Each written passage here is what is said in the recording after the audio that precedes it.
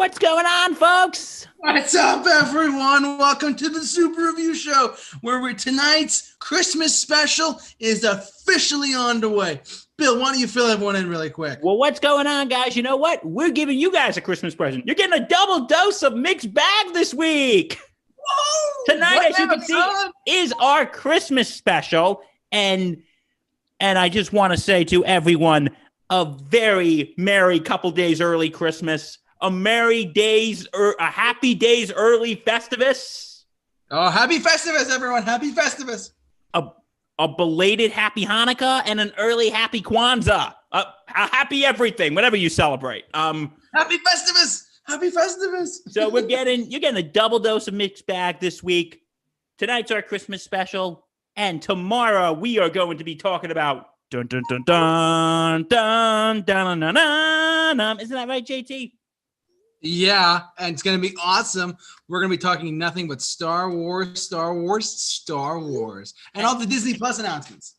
And tonight we're gonna hang out, talk everything Christmas related, music, movies, specials, and we're gonna answer the age-old question. Is Die Hard a Christmas movie? We are gonna answer that age-old question tonight. Is it or isn't it? Half the people are gonna be satisfied with the answer. Half are not going to be so satisfied. Yeah, we're going to see what happens. So don't worry, everyone. In the spirit of Christmas, tonight, we're not just doing this for us. We're also going to be raising some money tonight, folks, aren't we, JT? Yes, I am currently, as we are live and not looking directly at the camera, I am currently uploading and updating our description of this video. And after it's live, you can still donate. We are going to be donating. We're going to let you, the people of the world, donate money to help children with cancer meet college-level athletes. May I explain that, please? Yes, I'm going to let Bill take it away here because he knows. Okay, so the two charities we are raising money for, and listen, this isn't really going to be a food bank one, even though we do encourage that. Donate to those food banks. We still encourage that. Please. Any little bit helps. Okay, but the first one we are going to be doing is, of course, Toys for Tots, which helps underprivileged kids get Christmas presents. And I know it's been a rough year for all of us, so let's make a child smile. And the other charity we are going to be donating to is called Friends of Jacqueline. It is a organization that sets up college sports teams with kids who have cancer. They do other things too, like they set one kid up with a parachute team from West Point, and they set this one kid up with a a cappella group. So they do more than sports. It's mainly sports, but they're branching out. It is a great organization. The founder is a woman by the name of Jacqueline Murphy. Okay, first of all, no relation to me, but she herself is a cancer survivor. Wow. I've actually had her on my podcast. By the way, Sports Insanity Podcast, check us out. But anyway, got it. Okay, but anyway, yeah, she's been on my podcast in June, and we're putting a link if you want to see the interview and get a more vivid description. So please, she is, from the interview with her, she is an absolute sweetheart. Her family is fantastic. I had her mom as a teacher. They set this up.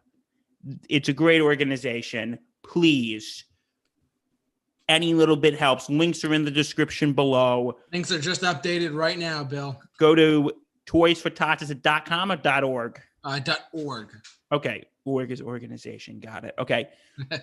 Yeah, I've gotten that mixed up because one time on my podcast we had this one guy on. And it was for his foundation, and I just kept saying, go to .com. And my friends were like, .org. I'm like, okay, .org. Go to .org.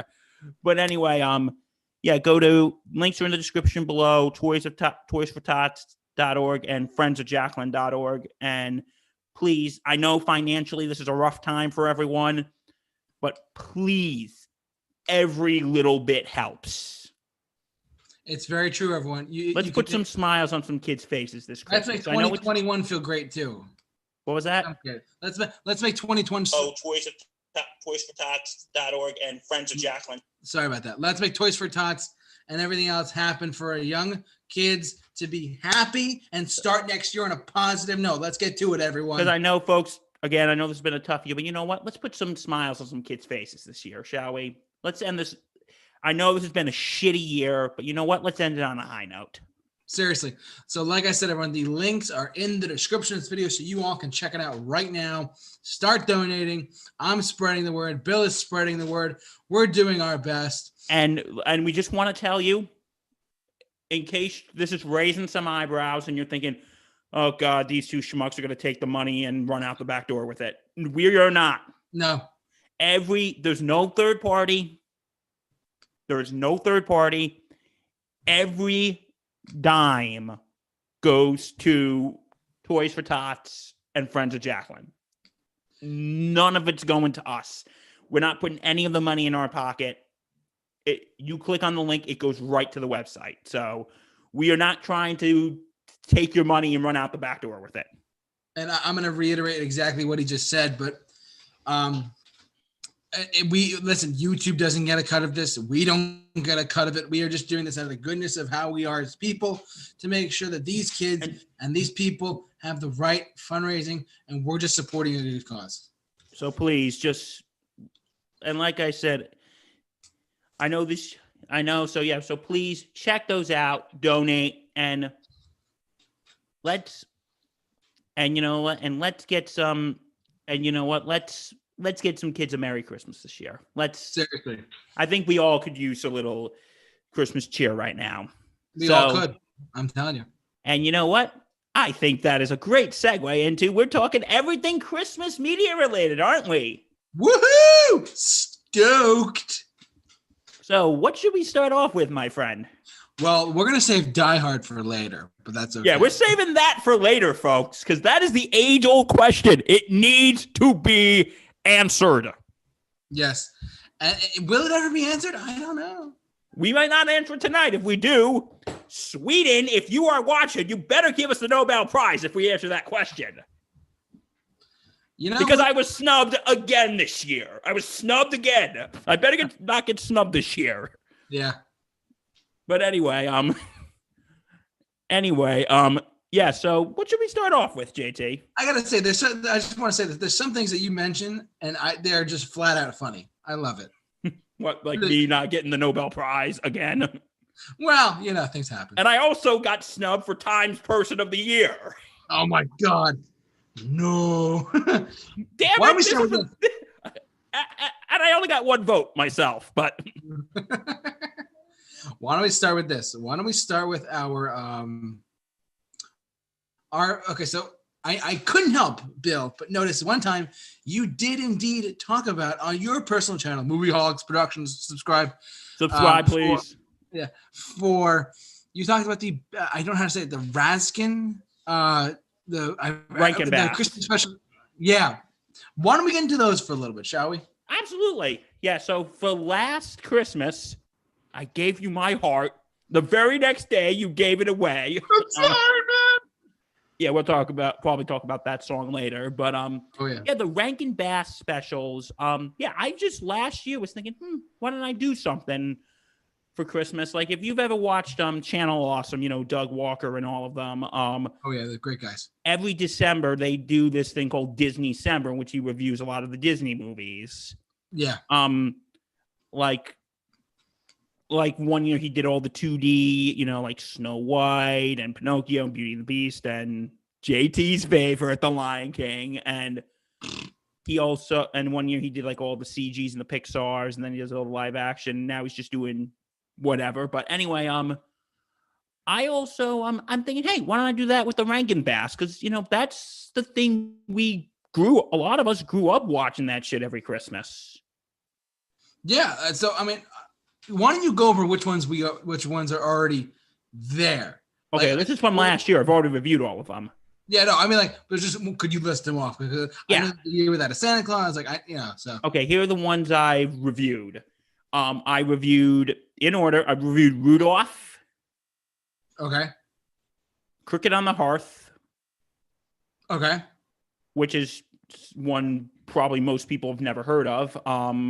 Yeah, sorry. Little Drummer Boy. Okay. Frosty. Of course. Santa Claus is Coming to Town. Yeah. 'Twas the Night Before Christmas. Year Without a Santa Claus. Yes, I like that one. Year Without a Santa Claus.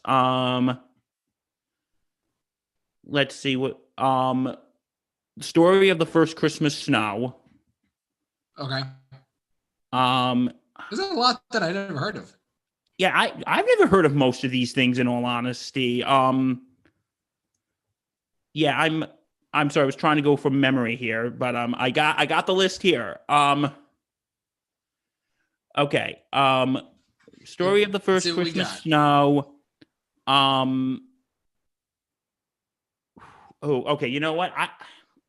I don't really have them in order. I just have them by rank of which one I like the best to which one I like the worst. So, you know what? Change of plans. We're gonna do that. And Bill, you're now the host, so you have all the controls. I have the controls. Ooh.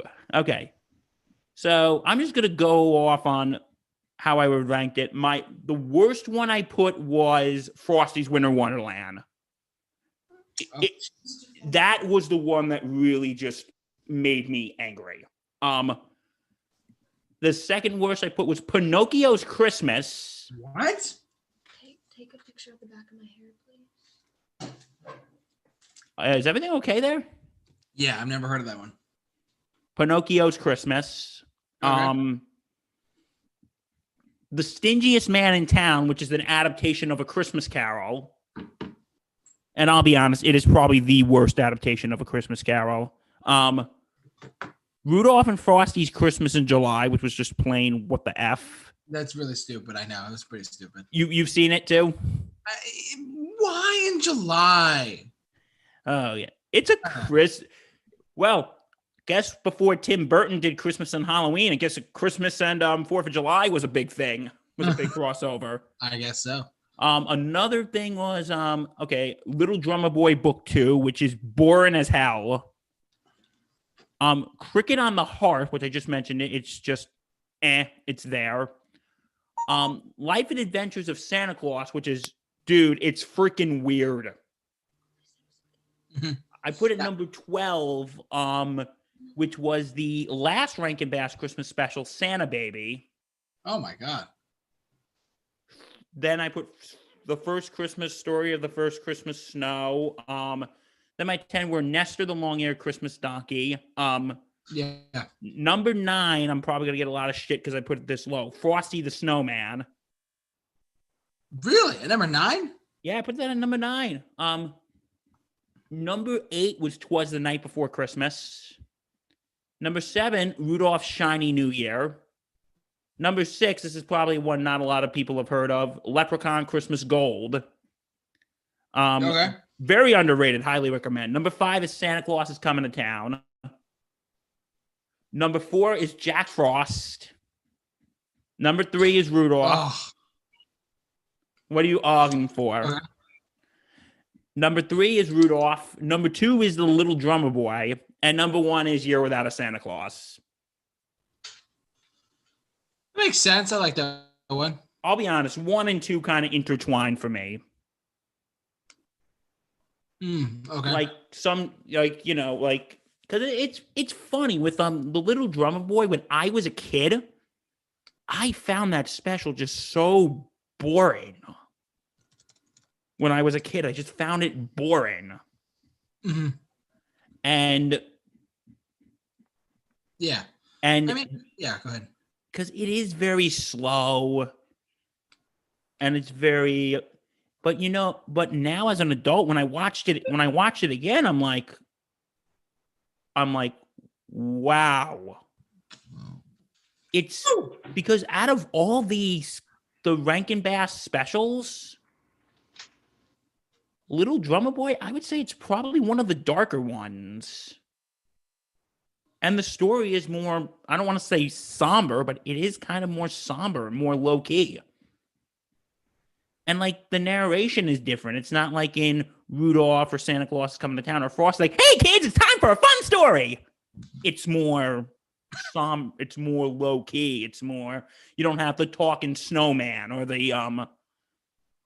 the talking delivery person from Santa Claus that's coming to town, which I am going to say right now is creepy. Yeah. He is very creepy. Yeah. And he has like no expression on his face.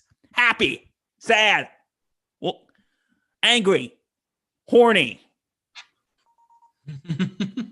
And like no disrespect to the late Fred Astaire who voiced him, but that was just creepy.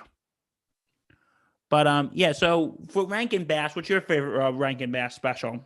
Oh man, without a doubt, you were that of Santa Claus, my guy. Oh, I love that. I love that. I love the yeah. I'm Mr. White Christmas. Love that so much. Oh, so good. And I know a lot of people unfortunately have been introduced to that through Batman and Robin.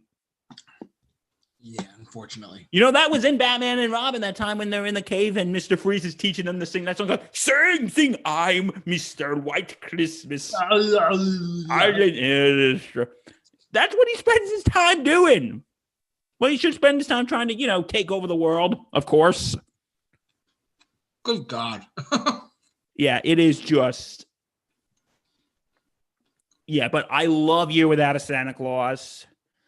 One of my favorites, watch it every year. What do you think about any of the other ones that from Rankin Bass or? Oh man, they did Rudolph, right? Yeah. Yeah, because I mean, that, like, whether you like to believe it or not, but that original Rudolph special, in the stop motion one, like this one that I have up on everyone's screen right here, it is. Yeah. It really is brilliant. I mean, on its own merit, it's a stop motion. You don't really see that anymore. Like excuse me. Oh my God, I'm burping like a madman tonight. The most recent stop motion thing we got, or claymation for that matter, was probably the Wallace and Gromit movie. Yeah, because you know what? That was like, and you could tell it's a little dated. It's a product of its time. Mm-hmm. Oh, Rudolph or Wallace? Rudolph. It's a little bit of a product of its time. Yeah, it's getting to look old, but it's still a classic. But you know what? Like, there is actually there's actually been and I addressed this in the Rudolph video when I did the Rankin Bass thing. There is you know what? Maybe we can talk about it now. Sorry, we got to get controversial on Christmas, but there was a controversy in recent years, and by controversy I mean it was made up by people that have nothing better to do with their time. Yeah. But the controversy was what? Was that it promoted bullying. Oh, Jesus Christ. That was the controversy. For real? Yeah, doesn't that sound like it was made up by people who have nothing better to do with their time? Nah. And this was before 2020, folks, so we can't give them an excuse. Yeah, this year's been pretty crazy, but still. Like, has anyone ever, those people who are making up that controversy, haven't any of them listened to the damn song? All of the other reindeers used to laugh and call him names. They never let poor Rudolph join in any reindeer games. Has anyone listened to the damn song? It's literally everywhere during the holidays. God, I feel like they're like, he's bullying. We're going to be angry about this. And I'm like, uh-oh, chat board alert. Die Hard is a Christmas movie. Mic drop. Mark dropped it. Hey, it's my good buddy, Mark Halpern. Hey, Mark, we're going to get to that later. We are getting to that later. Good God. We are going to get to that later, Mark. Yeah, Mark, we'll get to it later. And that is an age-old question. But that's all right. But we'll get to that when we get to that. But anyway, yeah, that's the controversy, that it promotes bullying. That's ridiculous. I mean, it's like, how does that? It's an inanimate, simple, like 2-second part of the film or the TV special. What the heck? Can you believe these? Some people are. I gotta share this again. Oh my God, this is ridiculous. You really think that like Rudolph the Red-Nosed Reindeer? Hold on, okay, we're Googling this now. Bill, you have me on a rant, and you don't like that. Rudolph the Red-Nosed Reindeer. Like, I mean, look, it's just like, look at this. How innocent can this be? Look at him. He's adorable. He has a red nose, and his girlfriend is like, whatever, you know. But like, come on. Can you, how? Oh, God. The real life Rudolph. Live on the Super Review Show, a spotting of Rudolph. Have you ever seen the have you ever seen they actually did a Family Guy joke about it? They actually did a Family Guy joke about it. Yeah. And they a doctor's with Rudolph going, Rudolph, I don't know if I should say this joke, but they're like, Rudolph, we figured out why your nose is glowing red. He goes, why is it? You have a tumor. Going, is it grown by pixie dust? And Al's go, no, you have a tumor. He goes, and he's saying all this stuff. You're gonna die. I'm like, oh my God. That's Seth MacFarlane for you, buddy. Yeah, Seth MacFarlane. Yeah. But anyway, going back to what we were saying. Look at him. Look at Rudolph. He's so innocent and adorable. Look at Rudolph, guys. So not that one. Look at him. How can this be controversial? I think people just have nothing better to do with their time. Like the whole bullying thing was ridiculous. That's literally stupid. Like it's in the damn song. I think these people who were making up this. You remember this? Oh, I never watched it. I've heard of it, but I've never watched it. It's not even a Christmas special, but like for real. It isn't? No, but they made an animated thing out of it, though. You know that, right? All of the other reindeer. Yeah. Like an actual epic battles of history. My God, it's about a dog who's named Olive, and he's the other reindeer. Because Olive, the other reindeer. Olive, yes, I got Olive, the other reindeer. Hey, you never heard of this though? No, I've heard of it. Yeah, it's like came out in the 90s. 90s. This is to all the 90s kids out there. This is for all of you. Yeah, but No, yeah, so, okay, so what other Rankin Bass stuff? Frosty, what do you think of Frosty in all honesty? I'll be back on Christmas Day. Sorry. Yeah, it's true though. But I feel like with Frosty, like I still like it. I don't think it's like, here's the thing, like what I just said about the little drummer boy when I first saw it as a kid, I just found it boring, but as I got older, I grew to like it. Frosty is sort of the other way around. When I was a kid, I loved it, but as I got older, I just found out that it was more for children. Wait, how could we forget? Frosty Returns. That's actually not by Rankin Bass, by the way. It's not? How would you rank that, though? Did you like it? In years. I think it's okay, but I'll tell you what's worse than that. Oh, I'll tell you what's worse. What? Frosty's Winter Wonderland. Oh God, if you watched my review of it, I probably almost gave myself a freaking stroke. Oh, I know. Like, no, I was like, that was like Gotti level rant. If you've ever seen my review of the movie, if anyone's ever seen me and Justin's review of the movie Gotti, it was basically that. A Rankin Bass movie made me go on a Gotti level rant. That's how bad this thing is. It's pretty bad. It was bad. I'm like thinking, I wanted to, just thinking about it makes me want to hit something. All right, relax. Don't worry, JT, we're virtual, so I can't hit you. I can virtually hit you, but did not like that special. What about Santa Claus is Coming to Town? I like that one. Let's look at it. The creepy mailman.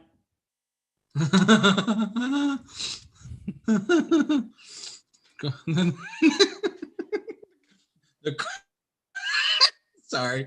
You're making me laugh on that one. The creepy mailman. This is him happy. This is him angry. This is him sad. This is him when he's horny. Man, I'm drooling. That's him.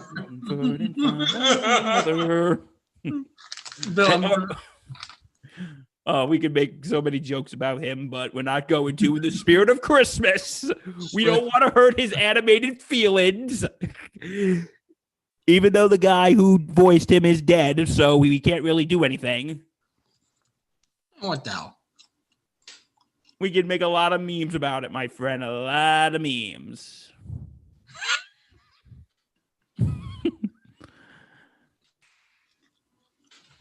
But it's like, you know, with those stop motion ones, it really shows a big improvement from then to like now.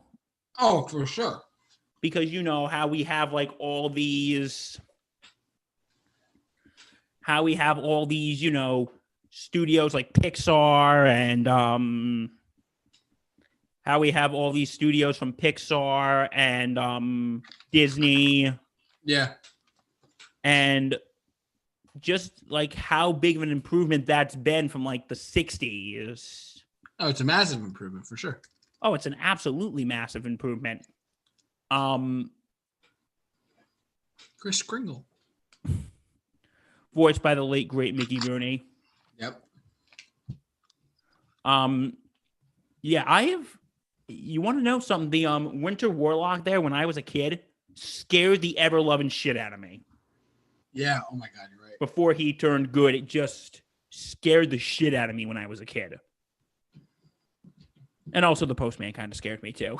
Oh God, we're picking on this poor postman. And like I said, the guy who voiced him, the late great Fred Astaire, can't even defend himself. I'm like, I'm gonna choke on my snack. Hey kids, I want to tell you a story about Santa. You better watch out. You better not cry. Okay, kids, stay away from him, please. Keep away. Please, I don't think he's allowed to be 50 feet away, within 50 feet of a playground. So, oh God, please stay away from him, kids. He's creepy. Yeah. What about? I mean, let's go back to the other one for a second. Year Without a Santa Claus.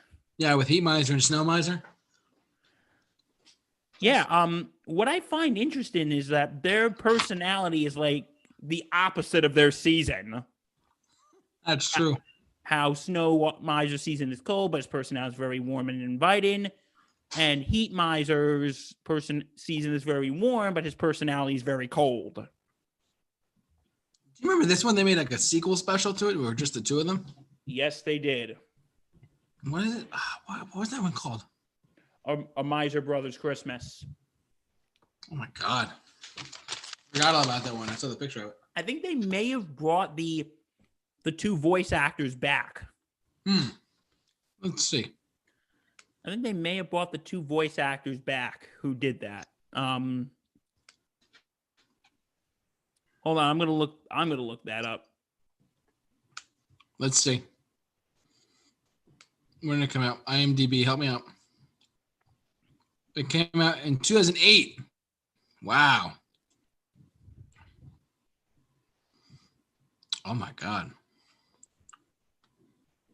Let's see what else we got. Oh yeah, by the way, the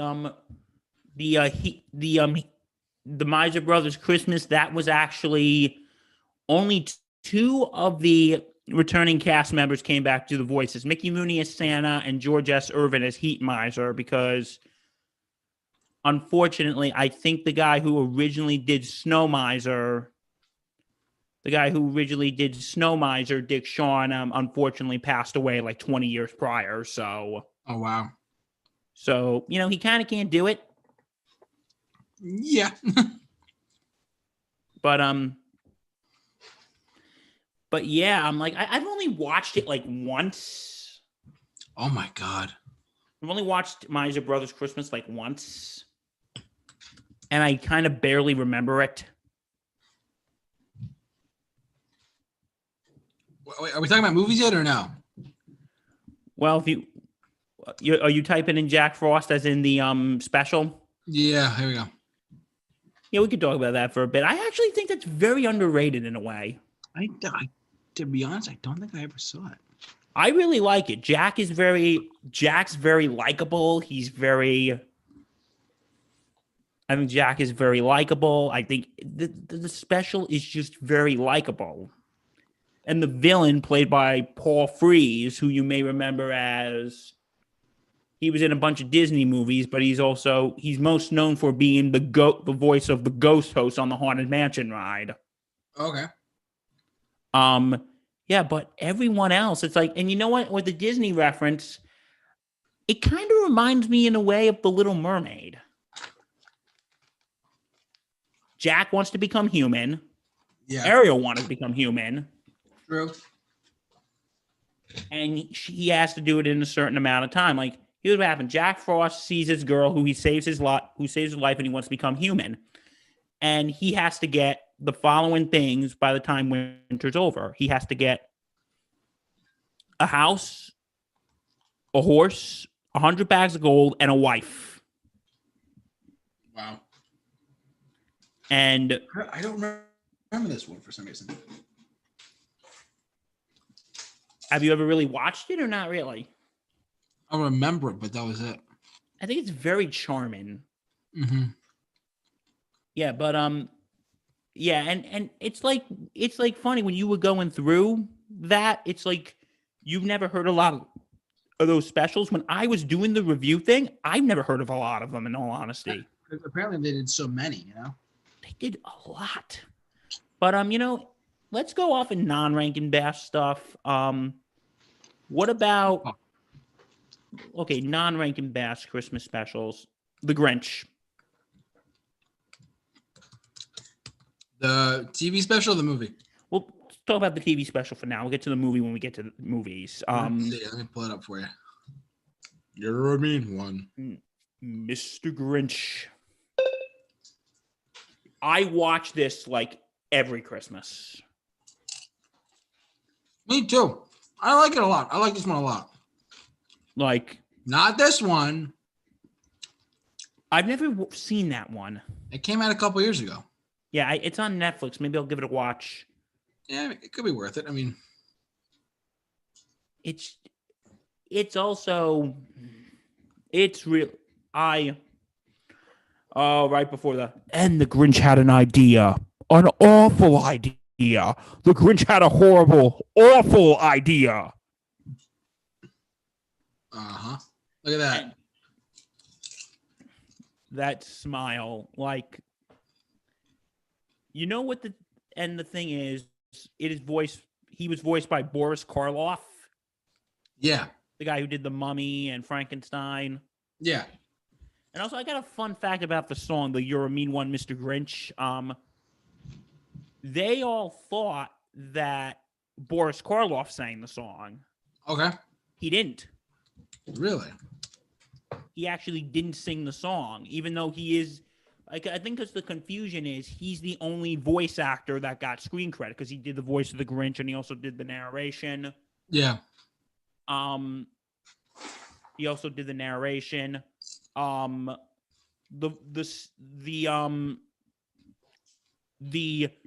song was actually sung by the other voice actor, and there was a lady named June Ferrara who did the voice of Rocky and Bullwinkle. But anyway, with the Grinch, the song was actually sung by Thurl Ravenscroft. I didn't know that. I don't know if you've heard of him. I haven't.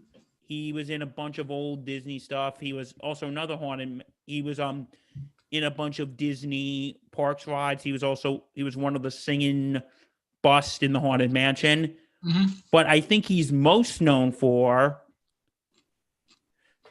I'll just do it. Tony, are they any good? They're more than good. They're great.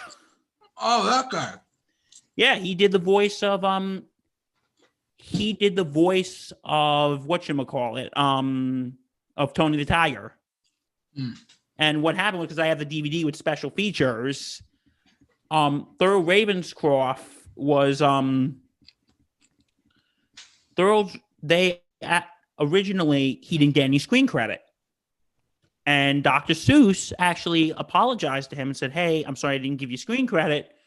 I'm going to write to all the big writers of columns and ask them to correct my error." And they wrote an article like, he was the guy who sang the song about the mean old Grinch. Okay.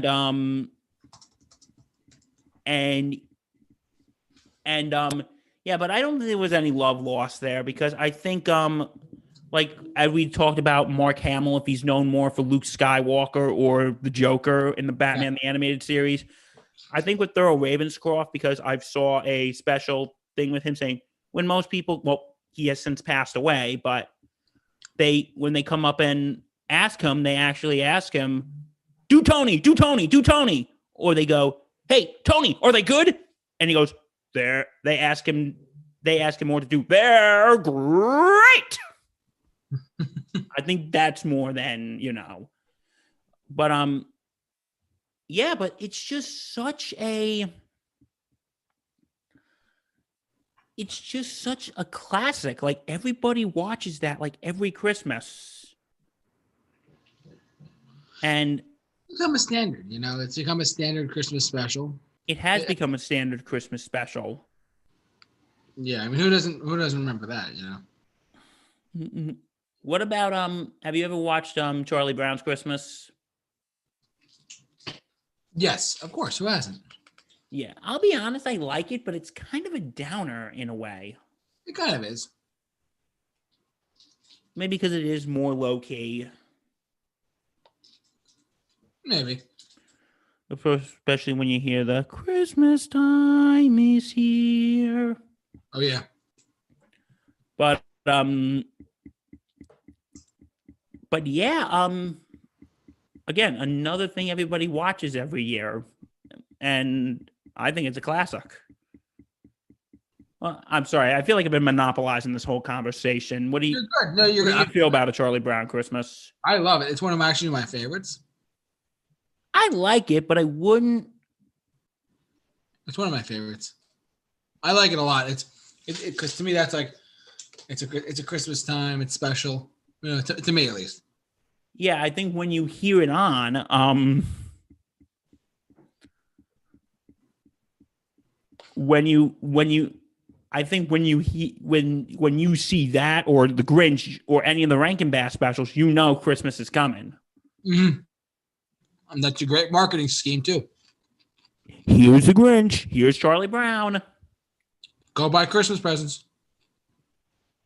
And they started showing this year. They started showing Christmas specials right after Thanksgiving. Yeah, it's ridiculous. They could have waited like a week.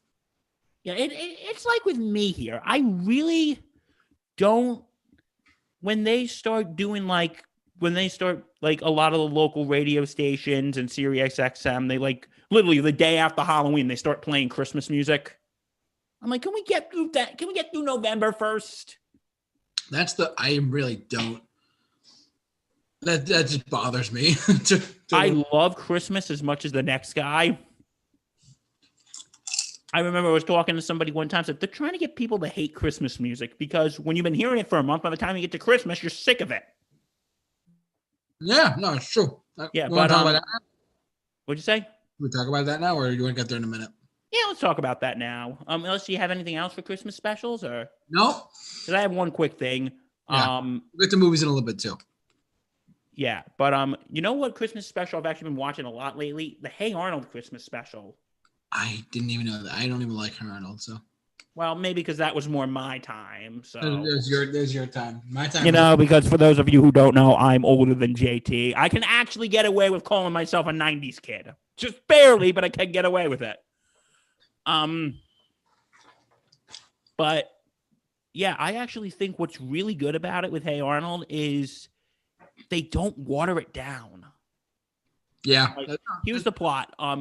Arnold, as we all know, lives in a boarding house, and he gets Secret Santa. Is his one of the tenants there is a Vietnamese immigrant by the name of Mr. Nguyen, and then he finds out that Mr. Nguyen is kind of depressed, and he finds out that Mr. Nguyen, when he was in Vietnam, he had a daughter, and when the Vietnam War was coming, he tried to get out, but he couldn't, and he gave his daughter to the soldier, to one of the soldiers, to bring her here. And then he comes to the city. He found out that he came to the city so he can look for her, and he can't find her. And Arnold and his friend Gerald are trying to look for the daughter. And I think what I like about it is they don't water it down. They treat it like it is a dark story.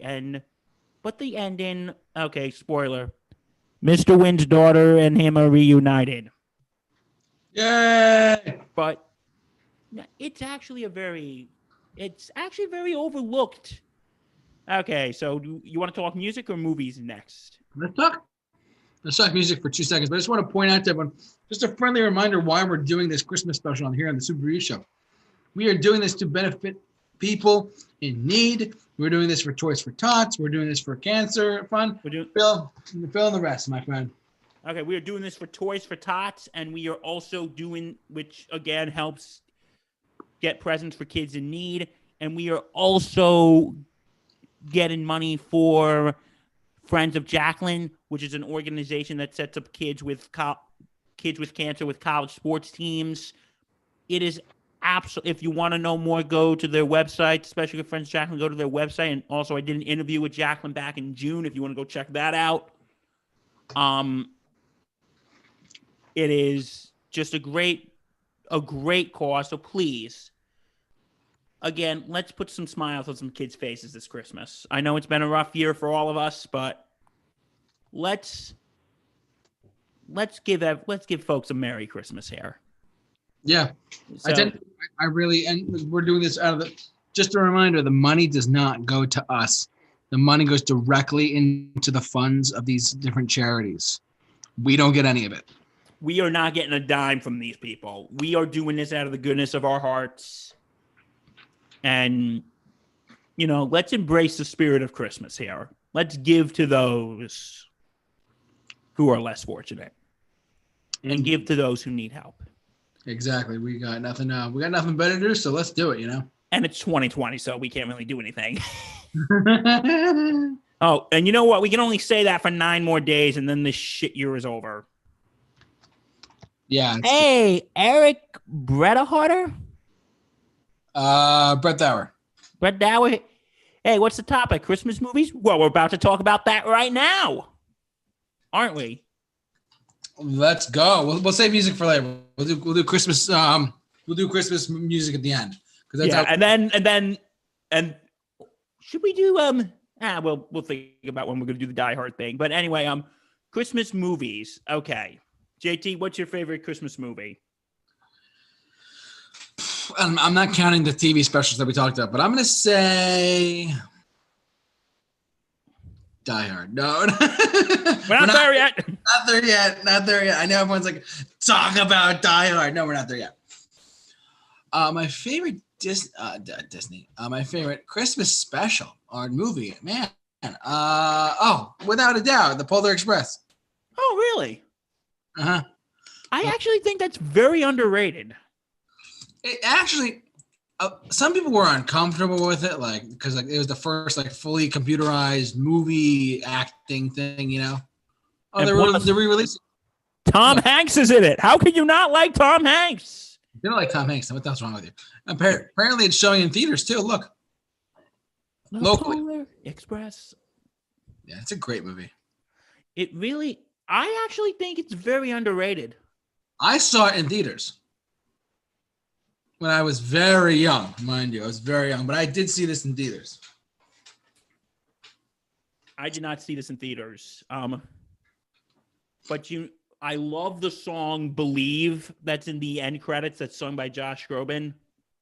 Yeah, we'll get. I want to get to that more too when we get to music. But anyway, but I wouldn't say it's one of my favorites, but I actually do enjoy the movie, especially with Steven Tyler elf. No, like that part when they're at like the whatchamacallit, when they're at like the sleigh and there's an elf that I think he was supposed to resemble Steven Tyler. Oh yeah, you know who that was? That elf on top was Steven Tyler. Oh, that was.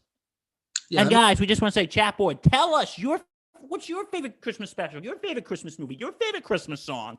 Come on, guys, this is an interactive show. Let's have some fun here. come on, everyone. Let's have some fun. We're not doing it. We're not doing this for our own benefit. We're doing it for you. You folks. And also for Toys of Tots and Friends of Jacqueline. Plug. Come on, remember, links down below. But anyway, this is Michael Jeter's last film too. he's that guy. Yeah, he was. What else was he in? I forgot. Oh yeah, look, Steven Tyler as. No, I clicked on the wrong one. Steven Tyler as Elf Lieutenant. Rocking all over the world. Yeah, but I really like that movie. I think it's a very underrated film. My favorite Christmas movie. Oh boy, that is a very good question. Yeah, go ahead. But this is my favorite. I'm just letting you know. So who doesn't? My probably favorite is, and this is going to go into a broader discussion. Probably The Muppet Christmas Carol. Really, let me look that up. I really love that. You've never seen The Muppet Christmas Carol? Shame. Shame! Chatboard, shame him!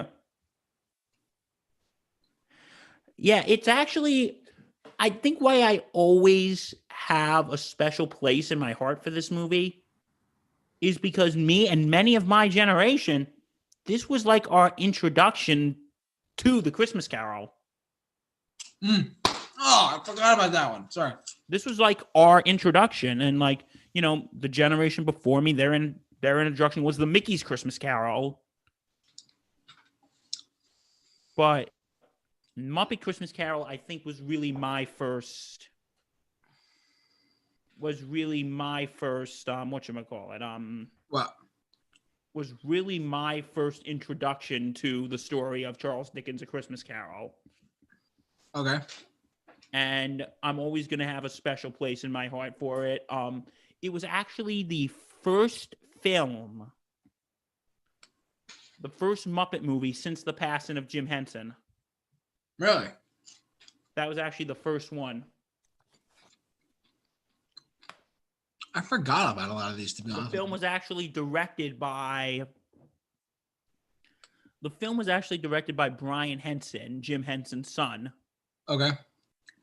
And I think it was a nice tribute to him. And you know what I really loved? I love the Muppet Christmas Carol. I love the other Christmas Carol adaptations. I don't know if you've seen any of them. I don't think I have, no.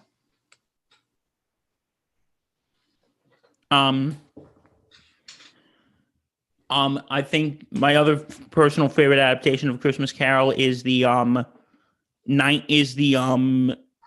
love the Alistair Sim Scrooge, which is from the 50s. Okay. I think that's a classic. Patrick Stewart, how can you not like him as Scrooge? Oh, he's great. I'm going off a tangent here. Have you seen those Uber Eats commercials that Patrick Stewart is in? Oh, he's brilliant. And who's the other guy in there with him? The other actor that's with him. I'm forgetting his name. Well, guess what? The internet exists. True. I could look that up. I went again. Patrick. That's Sir Patrick. Sir Patrick. And that is that's actually Mark Hamill. I didn't realize that until now. That's actually Mark Hamill in that commercial. But okay. Also, yeah, I'm just generically looking at other Christmas movies right now. Like, I like this one, Scrooged. Oh, I've seen some of it. With Bill Murray. Great movie. I watched a little bit of it last night. You know what's another good one? It's a Wonderful Life. Yes, absolute. That is like not just a Christmas classic. That's just a film classic. Yeah.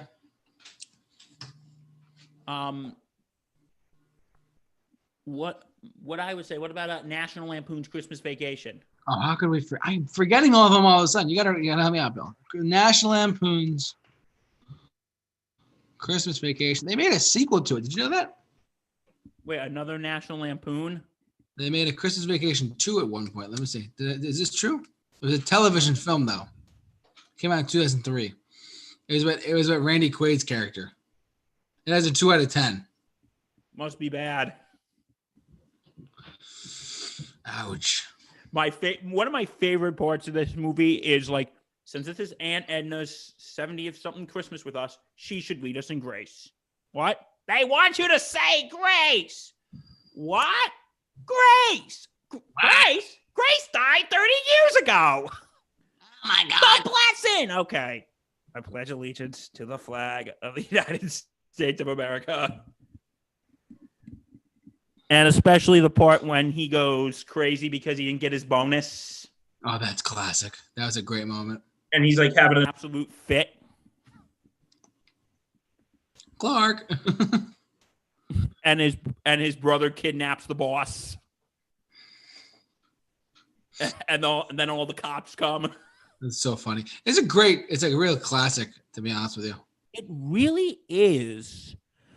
It really is a Christmas classic. It stands the test of time. It really does. It stands outside the time. Now, should you watch it every single day until Christmas? No. No, like they've been playing it a lot on because there's two Christmas competitors, may I say. There's of course Freeform, which used to be ABC Family, 25 Days of Christmas. Yep. And there's also AMC, American Movie Classics. They actually have this thing called Best Christmas Ever. Okay. So they're competing. And they showed this a lot on AMC. But yeah, I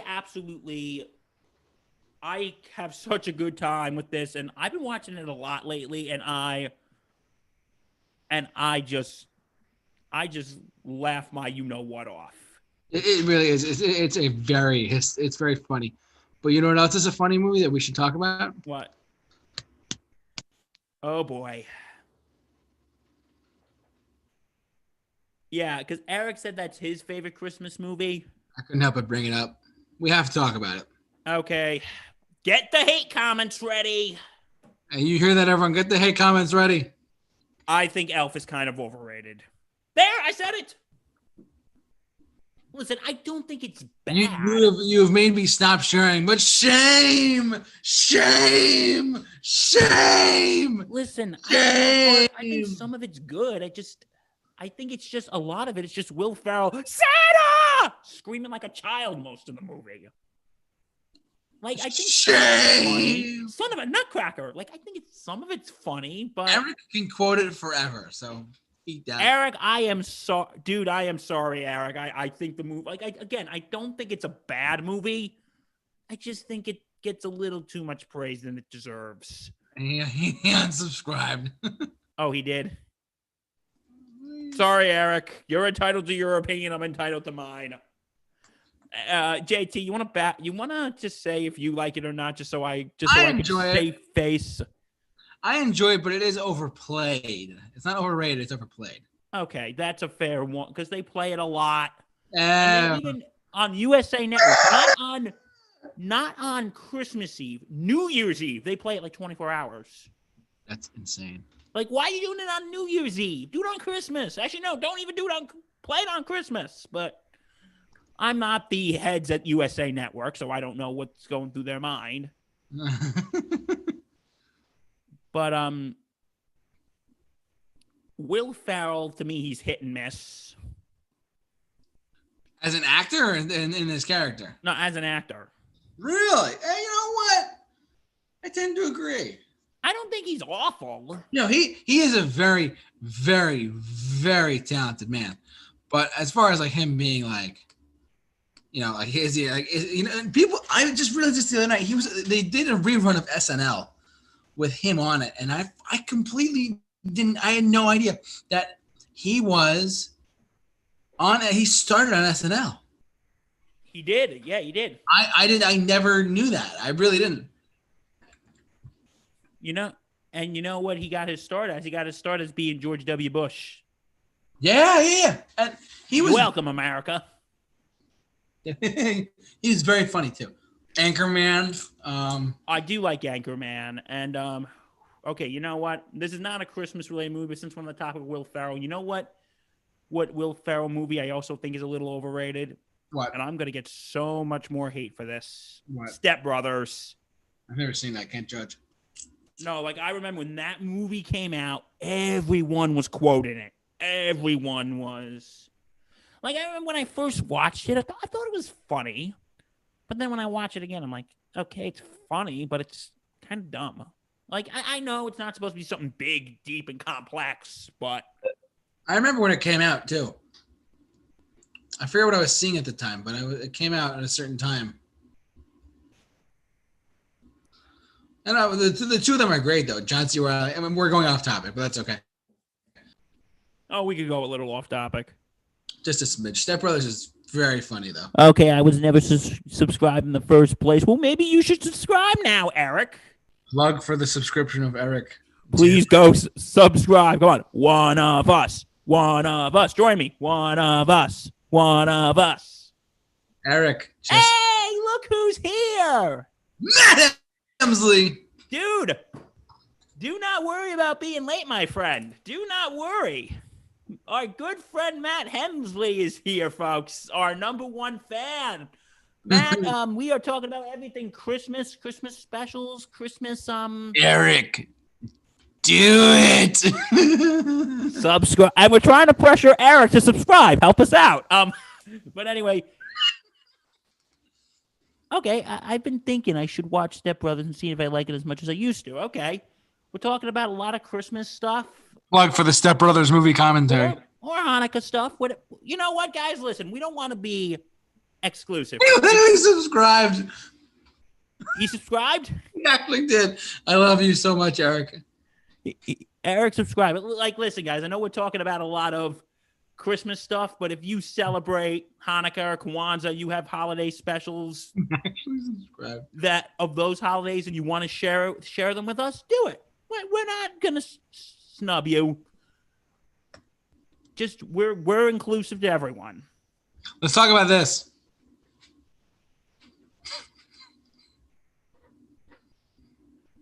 And what's that?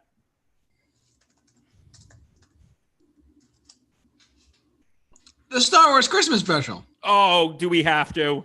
We don't have to. I was just trying to be funny. Like, look, it's Mark Hamill. Do we have to do the Star Wars Christmas special? Life Day over in Wookiees. The Life Day. It's run by a bunch of Wookiees. Go kill yourself now. Hold on 1 second here. Guys, I just gotta plug in my computer. Oh God! All right, he left me on my own. People in the chat board, comment: yes or no? Should I talk about the Star Wars holiday special or no? It's okay if you say no, because I really don't want to. Come on, guys, be honest. Should we talk about this? I'm serious. Tell your friends more live too. It's actually real. It just looks awful. There's not. I didn't even search memes, but there's already memes of it. Life Day. Oh, my arm just flinched by looking at that. God. It's George Lucas said he is personally ashamed of that. I'm sure he is. Hey, why don't we talk about another Christmas movie? Oh, are we getting into alternative Christmas movies now? No, I'm just joking. Do you have another one, Bill? Yeah, a few things actually, if that's okay. How about since I talked about since I think Elf is an overrated Christmas movie, you know what I think is an underrated Christmas movie? I think this movie gets a lot of hate. And listen, I don't think it's a masterpiece by any means. Deck the Halls with Matthew Broderick and Danny DeVito. Ooh, oh. I don't think it's good, but I think it gets a little too much hate. I got one after you. Because I'll be honest, Danny DeVito is like the one who can save any bad movie. But like he could save him, Tim Curry, and Jeff Goldblum. Even if the movie is horrible, if one of those three are in it, they're the saving grace. But for those of you who've never seen this, Matthew Broderick is like the big Christmas guy in town. And then Danny DeVito moves in and he's trying to basically out decorate Broderick. It's funny, but there are some times you just cringe and you're like, these are grown men acting like children. But like, listen, I don't think it's a good movie, but I will admit it's kind of a guilty pleasure. It is kind of a guilty pleasure, in all honesty. Yeah. I mean, it's not, I don't know. I do have, now, if you think this movie is one thing, let's talk about this one. Oh, God. Jingle All the Way. Oh, let the memes begin. It is kind of funny. Yeah. And that was before things were cool. They should make a sequel to it. A lot of people do not like that movie. I know.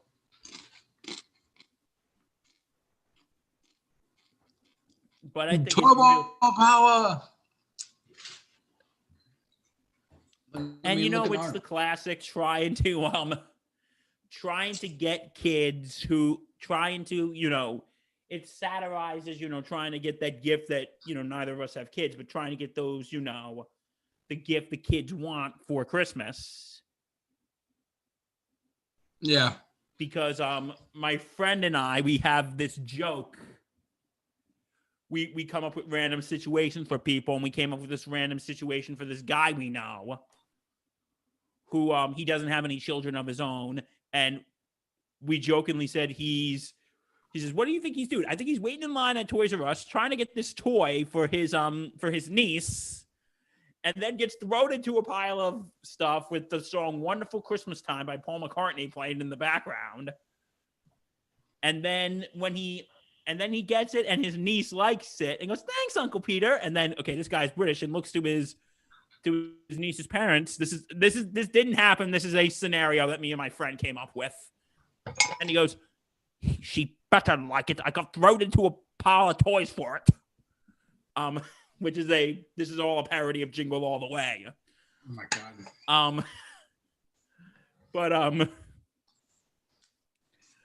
But yeah, it's a bad movie, but you can't help by not laugh. Yeah. Okay, so, and you know who's in that movie in Jingle All the Way? Jake Lloyd. Oh, God, that's right. Who was also young Anakin in The Phantom Menace. Okay, yeah. You know what's another Christmas movie we have to talk about? We talked about The Special. Actually, no. What do you think about Jingle All the Way? It's okay. Now, do you have any further opinions on it, or can we move on? Let's move on. Okay, you know what Christmas movie? We talked about The Special, but you know what we have to talk about? Star Wars? What? The Grinch with Jim Carrey. Oh, no. Okay, folks. All right, be honest.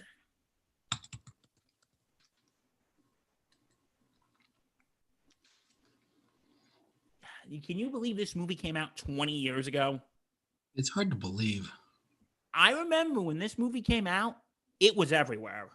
Oh, it still is in a sense. It was freaking everywhere. Oh my God. All right, so what do you think of it?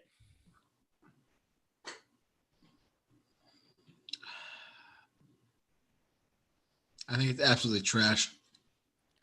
Well, I listen. I have no memory of it whatsoever, other than being scared to death of it.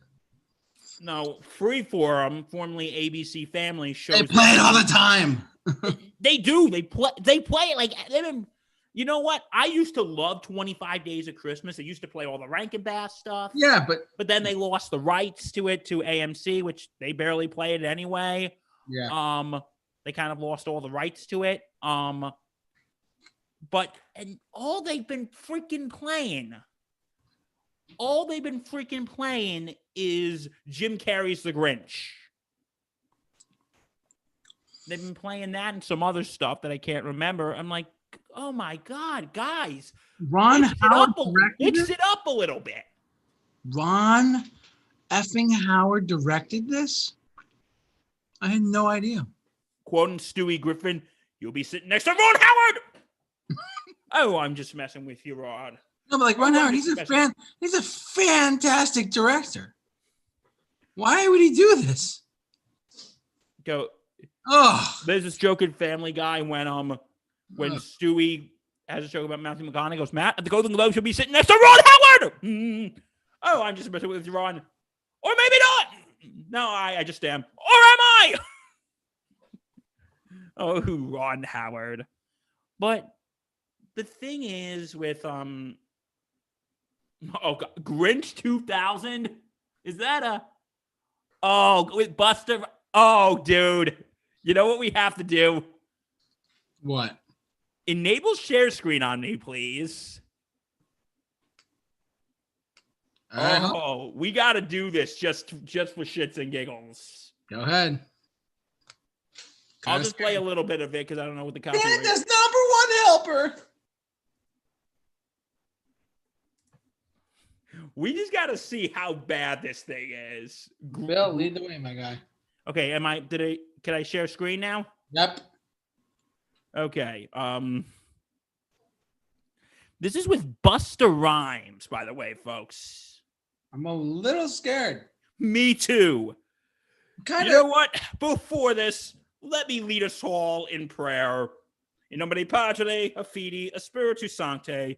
God, please save me from losing my mind from doing this.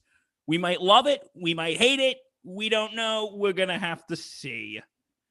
Let me just share screen. Stop him, everyone. Chat board, stop him. Dude, I'm not going to play the whole thing. I'm doing this out of morbid curiosity. We're going to lose our copyright claims and all that crap. I'm just going to play it for like a second. I don't think we're gonna get sued over this. So I think there's other things I could get sued over, just not this. Yeah, like meeting Anna Kendrick. All right. Anna, call me.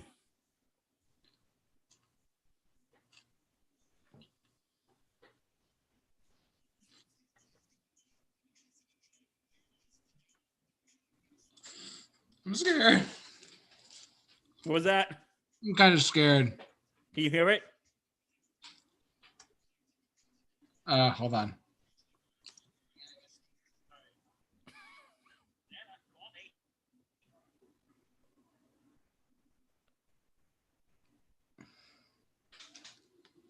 Okay, there's about 37 seconds of our lives we're never getting back. Like, the Grinch is in the hizzle.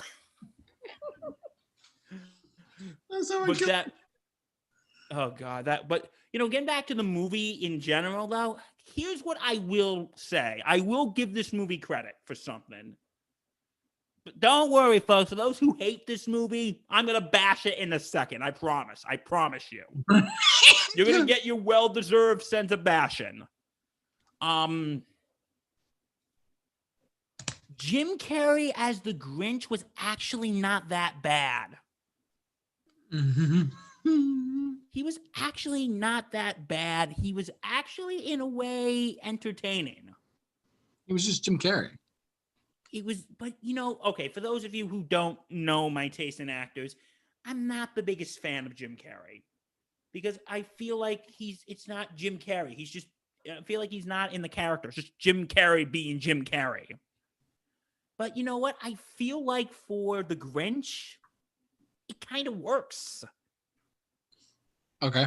In a way, it kind of works.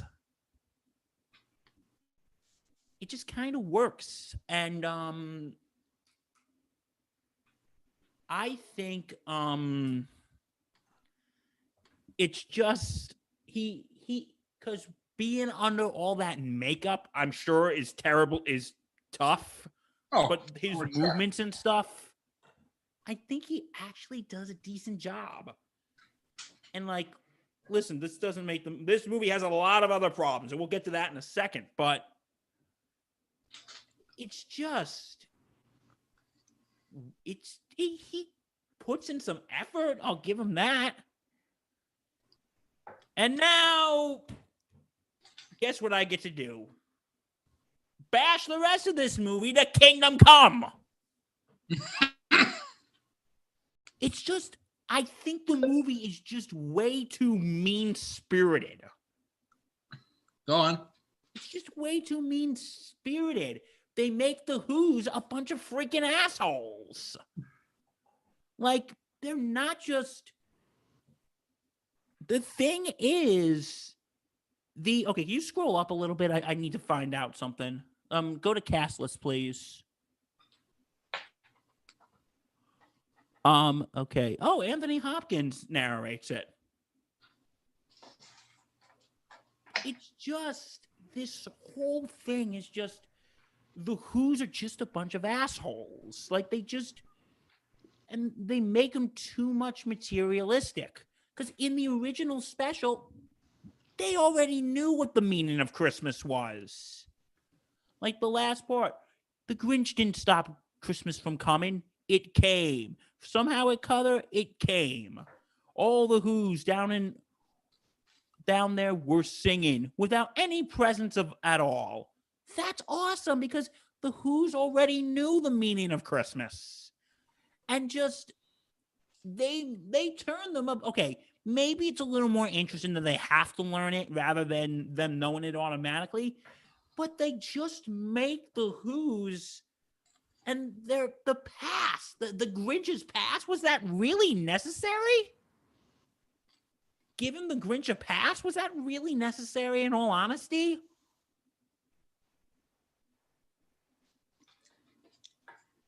Like, no.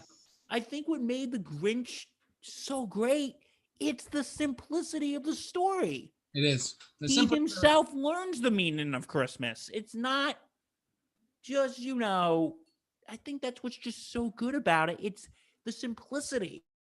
And here, like, it's like the boy who cried wolf. You don't need to know the boy's backstory or where he came from. You just need to know, boy cries wolf, no wolf. No wolf, everyone shows up. Boy cries wolf again, everyone shows up, no wolf. And then boy cries wolf. They said, yeah, we're done with this bullshit. And there's a wolf, and bad shit happens.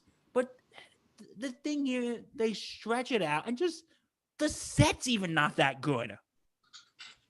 The set of that movie isn't even that good. It looks like a freaking department store.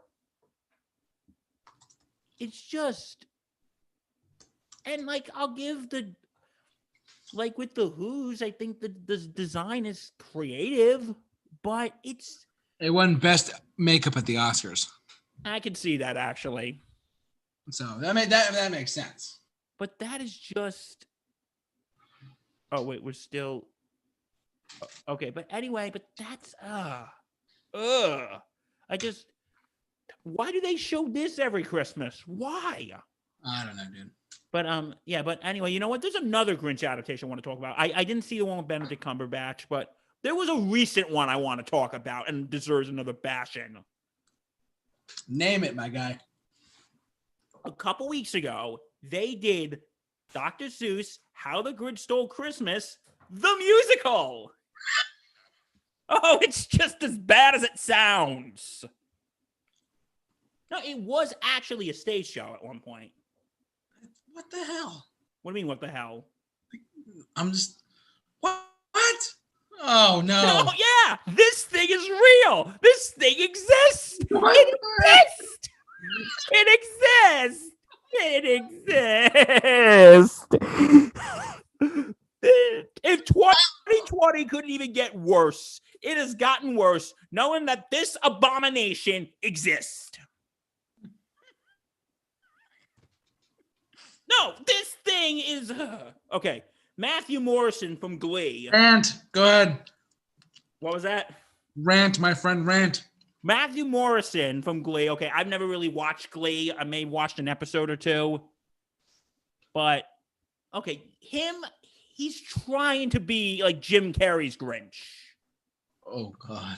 He's trying to be Jim Carrey's Grinch. And Dennis O'Hare, who was old Max, the dog Max, is now the narrator. He's older now, and he's looking back on the events of the story. And, oh my God, guys, like, this was just... I just... Hate on it, Bill. You can hate on it. It's okay. Okay. Anthony, okay, I don't want to say Anthony Hopkins. Matthew Morrison, I'll give him credit for trying, but close only counts in two things, my friends. Horseshoes and hand grenades.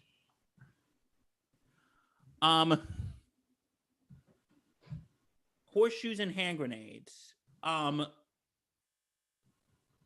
It's just like the whole thing. It's just, okay, you can tell this thing was obviously made for young children.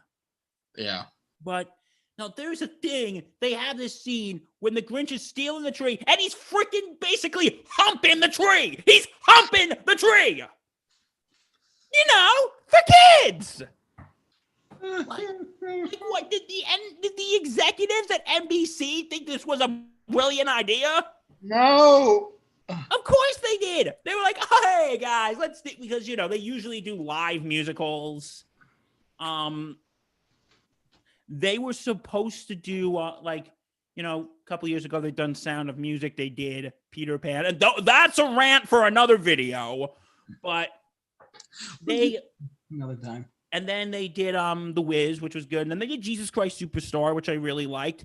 Last year they were supposed to do Hair, the musical, but out of the blue they canceled it because I don't know, it could have been a mix of things. Because one, they thought maybe the subject matter was a little too adult. But, you know, the Grinch humping a tree, that's so much better. That's so much better.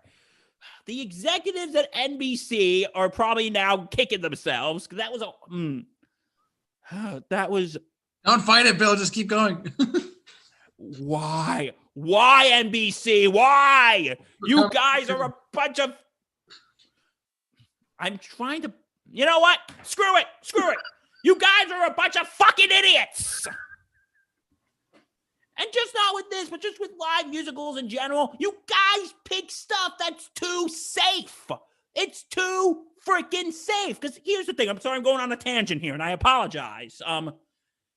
Here's the thing. When it comes to live musicals, first NBC was doing it. You know, first they did Sound of Music, then they did Peter Pan, then they did The Wiz, and then they did Hairspray, then they did Jesus Christ Superstar, and then this Abomination. And then when NBC was doing it, Fox wanted to get in on the cash grab. And, you know, first they started off safe-ish with Grease.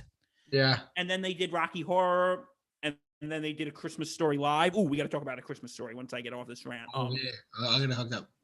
And then they did Rent Live, which a lot of people hated, but I actually didn't think it was that bad. I actually kind of liked it. But anyway,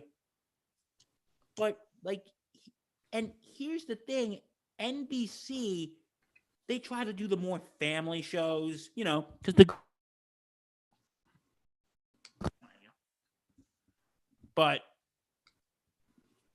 But NBC, I've been saying this for a while. They pick shows that are too safe. They need to mix it up a little bit. And they were supposed to do Bye Bye Birdie. They were supposed to get Jennifer Lopez, but she was on tour at the time, said, okay, we'll wait for you. And then by that time, they were already working on Jesus Christ Superstar, so that went out the window. Because, they've been working on that now for the last 30 years, and they're trying to finally get, not 30 years, but they try to get it on for a while. And I'm guarantee you the executives at NBC are probably thinking, maybe this is the year we'll finally get to do Bye Bye Birdie. Finally. No, we can't do it because of the pandemic. But let's do the Grinch and have Matthew Morrison hump the tree. That's so going to bring us ratings. But anyway, why? Why? You know what? Let's move on before I have a freaking stroke. Oh, we talk about this. A Christmas Story, live or the actual film? We'll get to the film in a second. Let's do the live one really quick. Okay, I'm done. Nah, I'm just kidding. I'll stay. No. Was this one bad or good? I've only watched the Nostalgia Critics review of it. Seemed okay, but I really do we really have to turn everything into a musical? Have you ever watched it? The movie or the musical? The musical. No. Hold on, scroll up a little bit. Okay, let's. The broadcast on Oh, it was going on against. I wonder how the ratings did. Let's Yeah, well, here's the thing I was talking about with Bye Bye Birdie. They were originally going to do it in 2018, but it was delayed because I think J-Lo was on tour. But anyway, let's go down a little bit, please. Okay, ratings. Okay, do you think you guys can, because this was also going on during Sunday Night Football too. So the biggest thing is, how can you compete with a Sunday Night Football game with this? I tend to agree. Yeah, and also Matthew Broderick as the narrator, who is a fantastic actor. And he's all right. He could be a little bland. He's Ferris Bueller. He is Ferris Bueller. Ferris Bueller. Bueller. But yeah, so let's talk about the actual film, shall we? Yeah. Screw it. Here we go. And I have one thing to say. You'll shoot your eye out, kid. You'll shoot your eye out, kid. Watch out, everyone. Who doesn't like this movie? It's okay. Like, you just think it's okay? I like it, but it's okay. It's not like I don't gravitate towards it during the holiday season. On TNT and TBS, they show it 24 hours a day. I know. It's just I kill me. It literally says it on the Wikipedia page. No, I remember it would be shown 24 hours a day. And I want to give a shout out to my friend / co-host Lauren Slang, aka the Patch Man. Yeah. This is like one of his favorite movies he loves to watch around Christmas. So, dude, that's for you. The part when the kid gets his tongue stuck on the pole, though. Oh, it's priceless. Yeah, and also, you know what it's like, the Thanksgiving, not Thanksgiving, the turkey, when the dad's like obsessed with the turkey. Yeah. And the dogs like all come in and eat it. And I'm like thinking, you know what? That's my dad at Thanksgiving. That's my father at Thanksgiving. Because every Thanksgiving we have a turkey. He says, "We save me some so I can have turkey sandwiches the next couple days." I'm like sitting there thinking, that's my dad. That is my father on Thanksgiving. That is so my dad. Yeah. Love you, Dad. Anyway, but anyway. Hey, Dad. But it's like but you know what? I guarantee you with the ending of this movie, I don't think it could fly in today's, culture, if you know what I'm talking about. Oh, no way. The scene when they're at the Chinese restaurant and... Oh, God, no. I think that scene's kind of funny. Yeah. But I think today's society wouldn't exactly accept it. Yeah, I mean, I don't think they would. I mean... No, I was actually having this talk with my friend Lawrence, the guy who I just gave a shout out to. Yeah. We were having the same conversation a couple weeks ago. It's like, I don't think that would fly today. Yeah, no way. But I like A Christmas Story. I don't know if I would call it one of my favorites, but I like it. Yeah, I mean, I'm not going to sit through 24 hours of it on Christmas. Hell no. Hey, Christmas Eve, you want to zoom and watch 24 hours of A Christmas Story? Guess what, everyone? Incoming live from the Super Review Show, a 24-hour live stream of A Christmas Story. Hell no. You would want to sit through 24 hours of that? First off, we can't even live stream for 24 hours. YouTube wouldn't allow it. I'm serious. We could do segments of it. We could skip 2 hours and go to the next. Merry Christmas, everyone. 24 hours of A Christmas Story and 24 hours of us giving our opinions.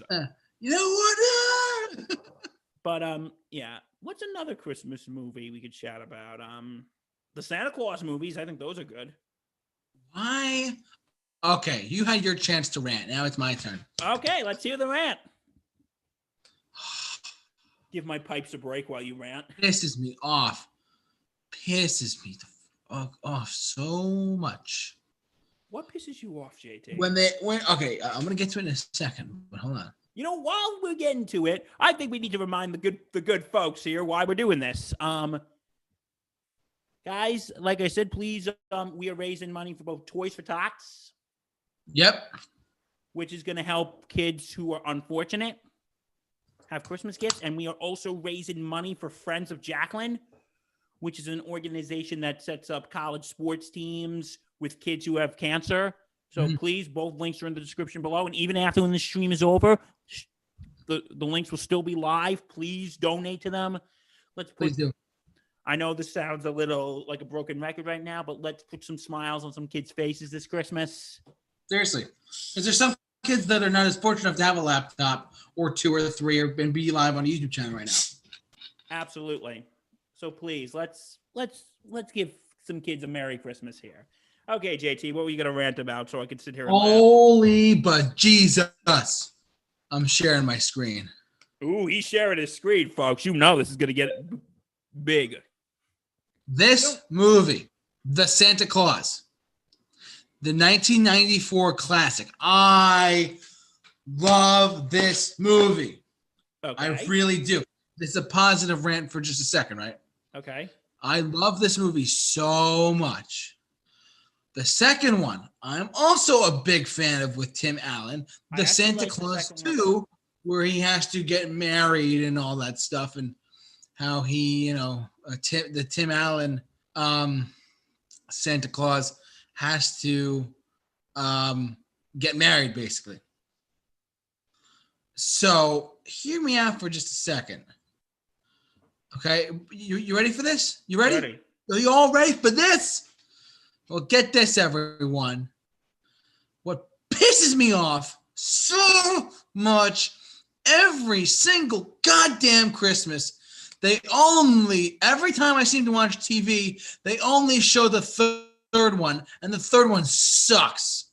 I noticed that too. I'm tagging on here for a second. I'm not crazy. Oh my God. This is ridiculous. Look at this. It came out in 2006. The third Santa Claus film they did with Disney. It makes sense. They could easily do a fourth one too. The budget was $12 million, but it made 110. That's a big profit on a budget of that small. Hear me out YouTube. This movie is so bad. And I'm not going to say it's bad. I just think it's a far poor quality film compared to the first two. Also, and I'm going to point this out to all of you out there. We're like, well, it's clearly the best. If you say it's the best one, you're wrong. Hear me out. Because the Jack Frost character was annoying.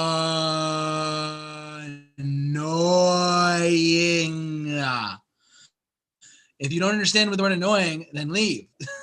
Like, this film was so bad. I personally liked some of it, but like there were parts where like I could just do without majority of it. And it's just so like the whole like Frost becomes Santa Claus thing. Come on, are you freaking effing kidding me? It's ridiculous how I despise this movie so much. No, like I agree with you. I agree with you on something. Yeah, Freeform, the wisdom of the folks at Freeform. This is the only one they they show the first one here and there. Where's the second one? Right? I know, right? Where is they only show the worst one. And honestly, I don't understand why. This was nominated for a for a Razzie. Yeah. Whereas the second one, which is a better movie by far, is where's the critic response? Okay, currently on IMDb it has like a 5 or 6 out of 10, which is pretty good. People liked it, whatever, right? That's good. I'm glad. Blah blah blah blah blah blah blah. Super happy. The first one was I really liked the first one and the second one quite a bit, but they never show the first one and they never show the second one. They only show the stupid piece of garbage third one. Like, what the hell? Like, I'm sorry, I don't mean to go off on a huge tangent, but this movie sucks. It sucks. It sucks so hard and so big. I hate it so much, and they show it all the time, and they never show the other ones. What the hell? Bill, take over before I go on a tangent. No, I agree with you. Like I said, Freeform. Yeah, I'm starting to not like Freeform nowadays. They're really not showing anything good during 25 days of Christmas. It's just like they show, this is a problem I have with corporate stuff. Like, they happen to they show the same over and over again, and people get accustomed to it. And then they said he brings in they bring out the quote unquote worst films and all this stuff. And I don't know. I'm of the opinion that this is absolutely ridiculous. I don't like this one at all. And I don't mean to go on a huge tangent, but it was very dude, you are forgiven. We lost we lost 5 viewers for a second. But I just don't get it. It's just this one was so bad on so many levels. It's a joke. It's a joke. And some people have trilogy issues. I have a problem with the third film. This is where most trilogies, I get it. You're fine, whatever. But I think that this movie this movie didn't have to exist. No, dude, I agree. It's just so stupid. I really don't get the whole, and even look at the poster for a second, right? The poster literally says Santa Claus versus Jack Frost. Do you see that there? Yes. What? 'Twas the fight before Christmas. What the hell? Disney. Also, let's not forget, this is a Disney film. Disney Studios released this. Also, and you know why? You know why it showed so much? Do you know why it showed so much? Because Disney owns ABC, which means they own Freeform, which means that they own ESPN, they own Fox, they own Marvel, they own Star Wars, Indiana Jones, like Pixar. They own a lot. They even own Touchstone Pictures. They own it all. Basically. They even dropped a $3 billion. This is a complete side note. Did you hear about this? They dropped a $3 billion check to the college sports teams to broadcast on their platform. Yeah, well, Disney owns ABC, so and they own ESPN. So okay, so anyways, I'm not going to go off on a big tangent. But Bill, do you have any closing thoughts of the Santa Claus 3? It sucks. I don't know why Freeform shows it every year. It's just that, and like I said, the Jim Carrey Grinch movie. I have no idea why. It seems like those two are back to back. And Christmas Vacation. Well, Christmas Vacation is actually good. So is A Christmas Story, but 24 hours of A Christmas Story, Christmas Eve. You are crazy. I'm not going to watch all 24 hours. I'm not that insane. No. We have it one year when we had my family up. We actually had them on for 5 hours. I'm like, can we finally I said, can we turn this off? And they're like, yeah, sure. I'm like, no, we have to watch all 24 hours of this. But anyway, just take me. Okay, so do we want to get to the age-old question, or do we want to get to music? What do we want to do? We just finished up talking about movies. You want to keep talking about movies? Yeah, let's keep talking about movies. Okay, what other Christmas movies can we talk about? Well, I think it's come to that point, Bill. Is it Mark? Still it is time. We are getting to the age-old question. Eric, for those of you who are watching us live and who are watching this on recording, the age-old question is this movie, Die Hard, a Christmas movie? And what's the answer, Bill? Is here. To me, I'm going to let you answer first, JT. What do you think? Oh, God damn it. I literally just built you up for nothing.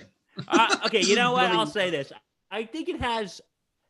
My answer is a little more nuanced. I think both sides have arguments. The sides that it's not a Christmas movie. Okay, yeah, it takes place during Christmas. But think about it. I made this point when we were talking about Halloween, during our Halloween special.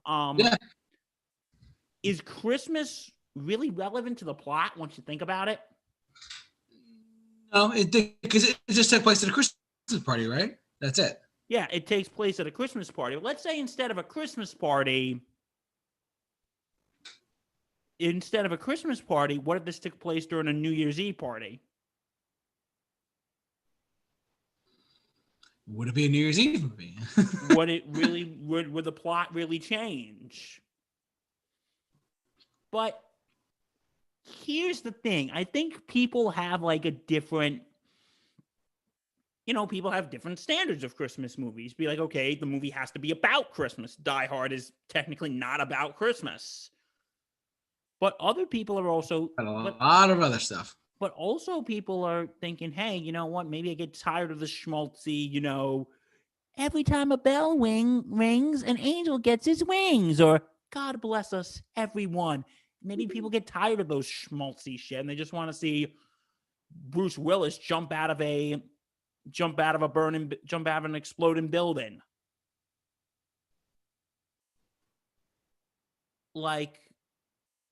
Here's the thing. But also on the other side, here's why some people could consider it a Christmas movie. Doug Walker, the nostalgia critic, he did a review of it last year, and he said this: it's a Christmas movie you can watch all year round. Like, if you watch Rudolph in April or The Grinch in June, it would feel weird. Yeah. Because those are specifically about Christmas. Well, Die Hard isn't really about Christmas, but here's the standard why. You take songs there are some Christmas songs, once you think about it, really don't have anything to do with Christmas. Songs like Let It Snow and Winter Wonderland, once you think about it, JT, they really don't have anything to do with Christmas. Those two songs,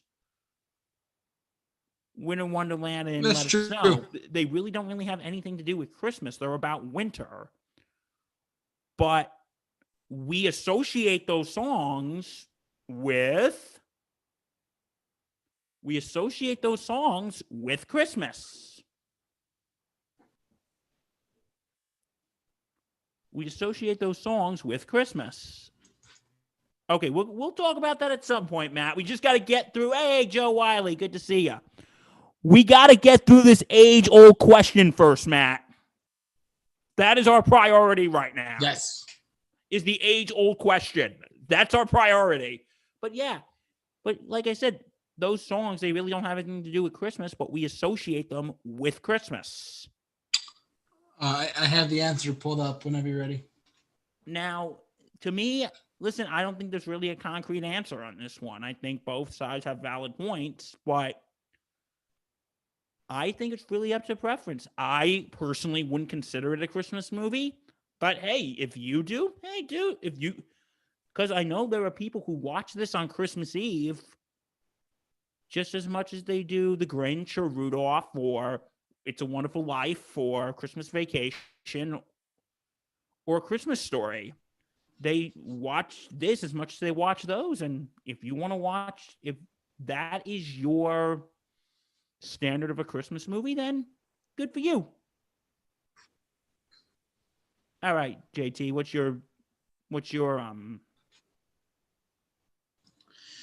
Well, I'm quoting the director here, John McTiernan. He said, and I quote, "Other people started to catch on to this was a movie where the hero was a real human being and the people of authority, all of the important folks, were all portrayed as kind of foolish. Everybody, as they came to work for the movie, began to get that. As I said, this movie is an escapee," quote from the Hollywood machine, "and there was a joy in it.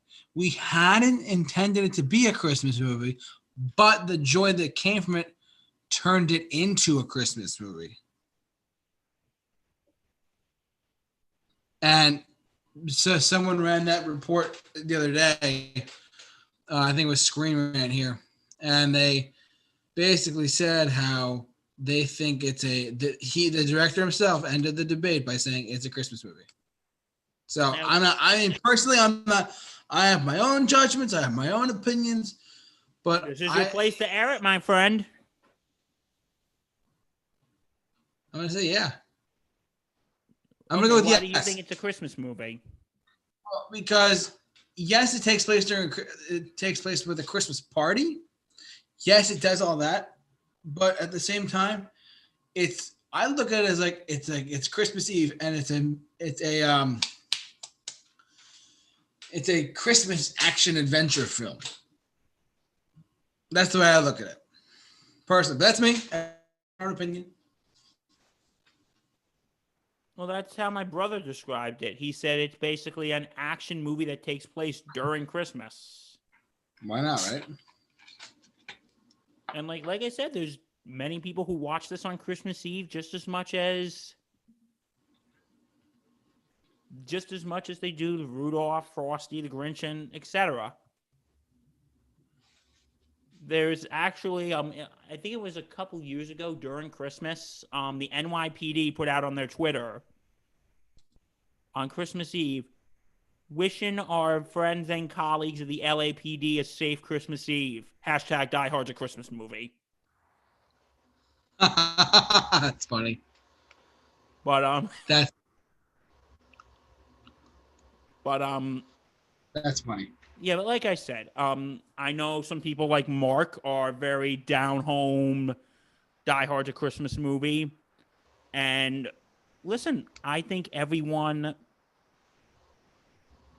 like I said, I think everyone is entitled to their own opinion. Yep. Like, I personally don't think it is, but because then, okay, does that mean all the other movies that take place during Christmas, even though they're not about Christmas, are those considered Christmas movies then?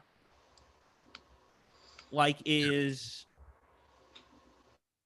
Like, you know, I would like to call those movies again alternative Christmas movies.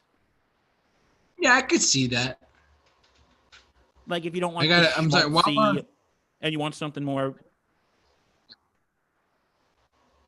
the schmaltzy, you know, Christmas movies, people like something a little more like Die Hard, but that's like let me list you through some movies that are you tell me if you consider them Christmassy or not. Ready? Batman Returns. Yeah, go You ahead. think that's a Christmas movie?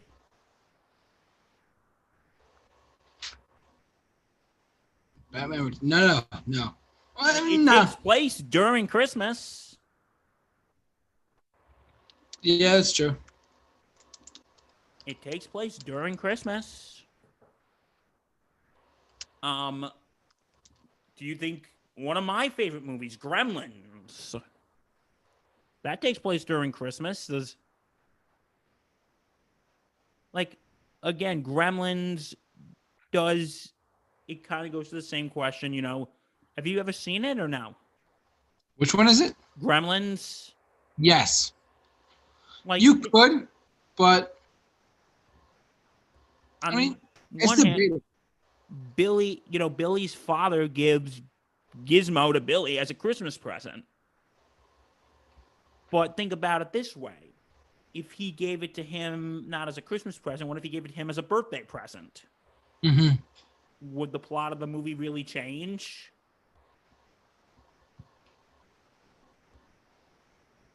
Like, I have to share this. I'm sorry. All this Die Hard talk is making me think of this. Hold on. This is just something, and this is kind of like plugging in our discussion here, but okay.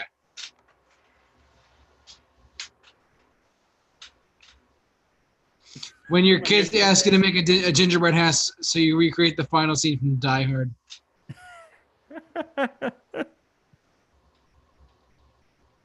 That's pretty funny. For those of you who are watching, this is pretty funny. I had to pull this up. I had to re-log into Facebook to find it really quick for all of you. you had to relog in this to find it. That's hilarious. That's pretty funny. But that when your kids ask you for gingerbread house, so you recreate the final scene in Die Hard. That's hysterical. I had to share that. So, guys, tell us down below. Do you think Die Hard is a Christmas movie? Yeah, whether you're live or whether you're remote, whatever you want to do. And yeah, it's like I don't think there's really a concrete answer to that question. In all honesty, No, I mean, because even Bruce Willis said no, it's not a Christmas movie. But the director's saying it. Well, like I said, it's turned into a Christmas movie. Yeah, basically. But All right, I think we got one more movie to talk about. Then we got to get the music. Oh my God, it's crazy time here. okay, so okay, what's one more movie you want to talk about? The one that Matt suggested. Oh, 8 Crazy Nights. Like, I've only seen it once. I don't really remember it, but I know Adam Sandler does like most of the voices.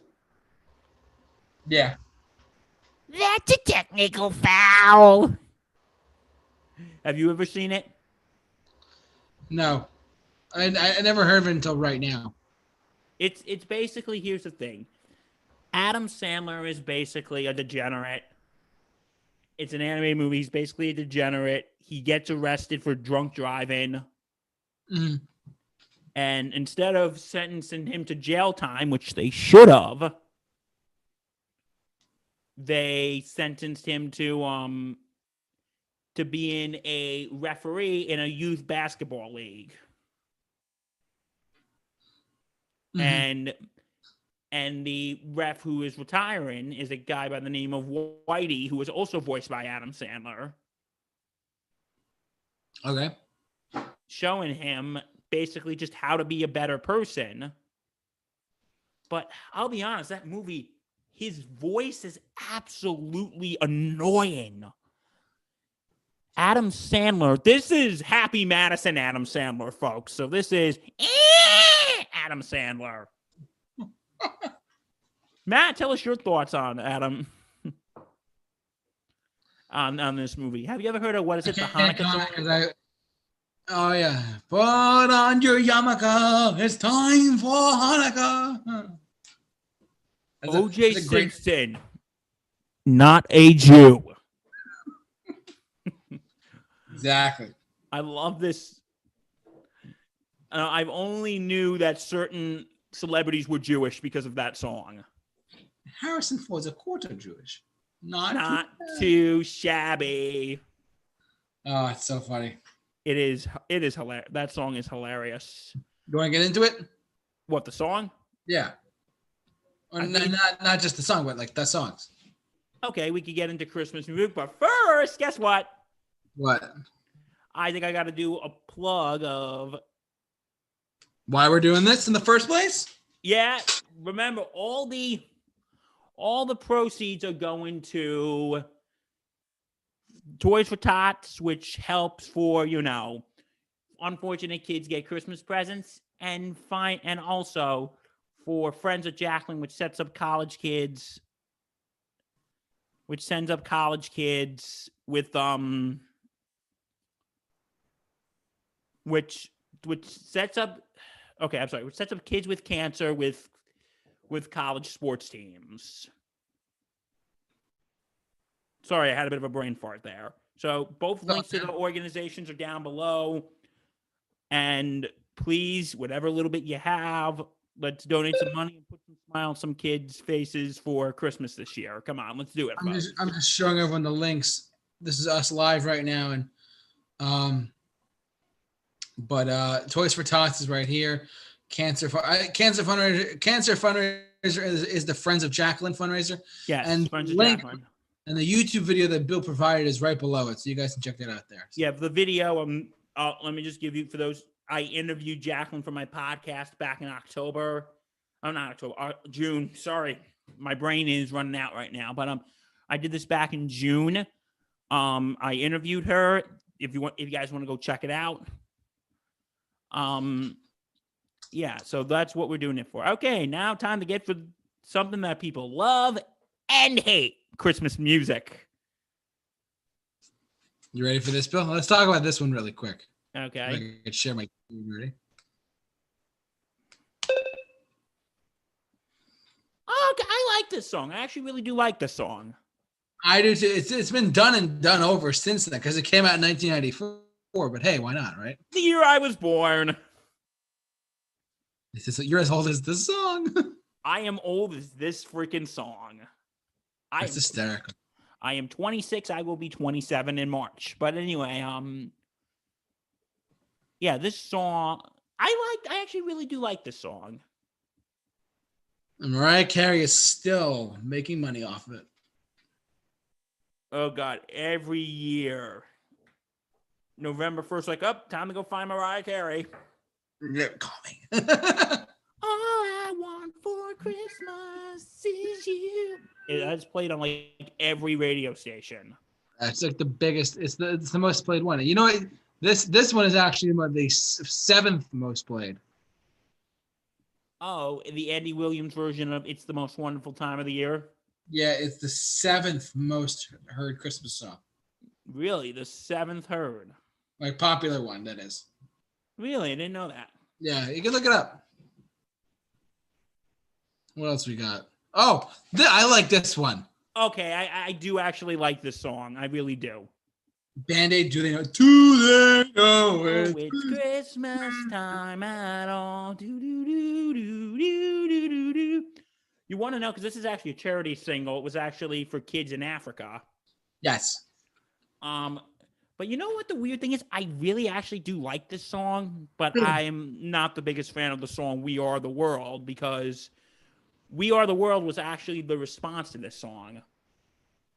Was it really? Yeah, that song only came out a few months after this one. Wow, I didn't know that. Yeah, because if you look at Live Aid back in 1985, this song actually closed the London wing of the concert. I didn't know that. That was actually the last song they did for the London part. Do They Know It's Christmas? And "We Are the World" closed the Philadelphia portion of the show.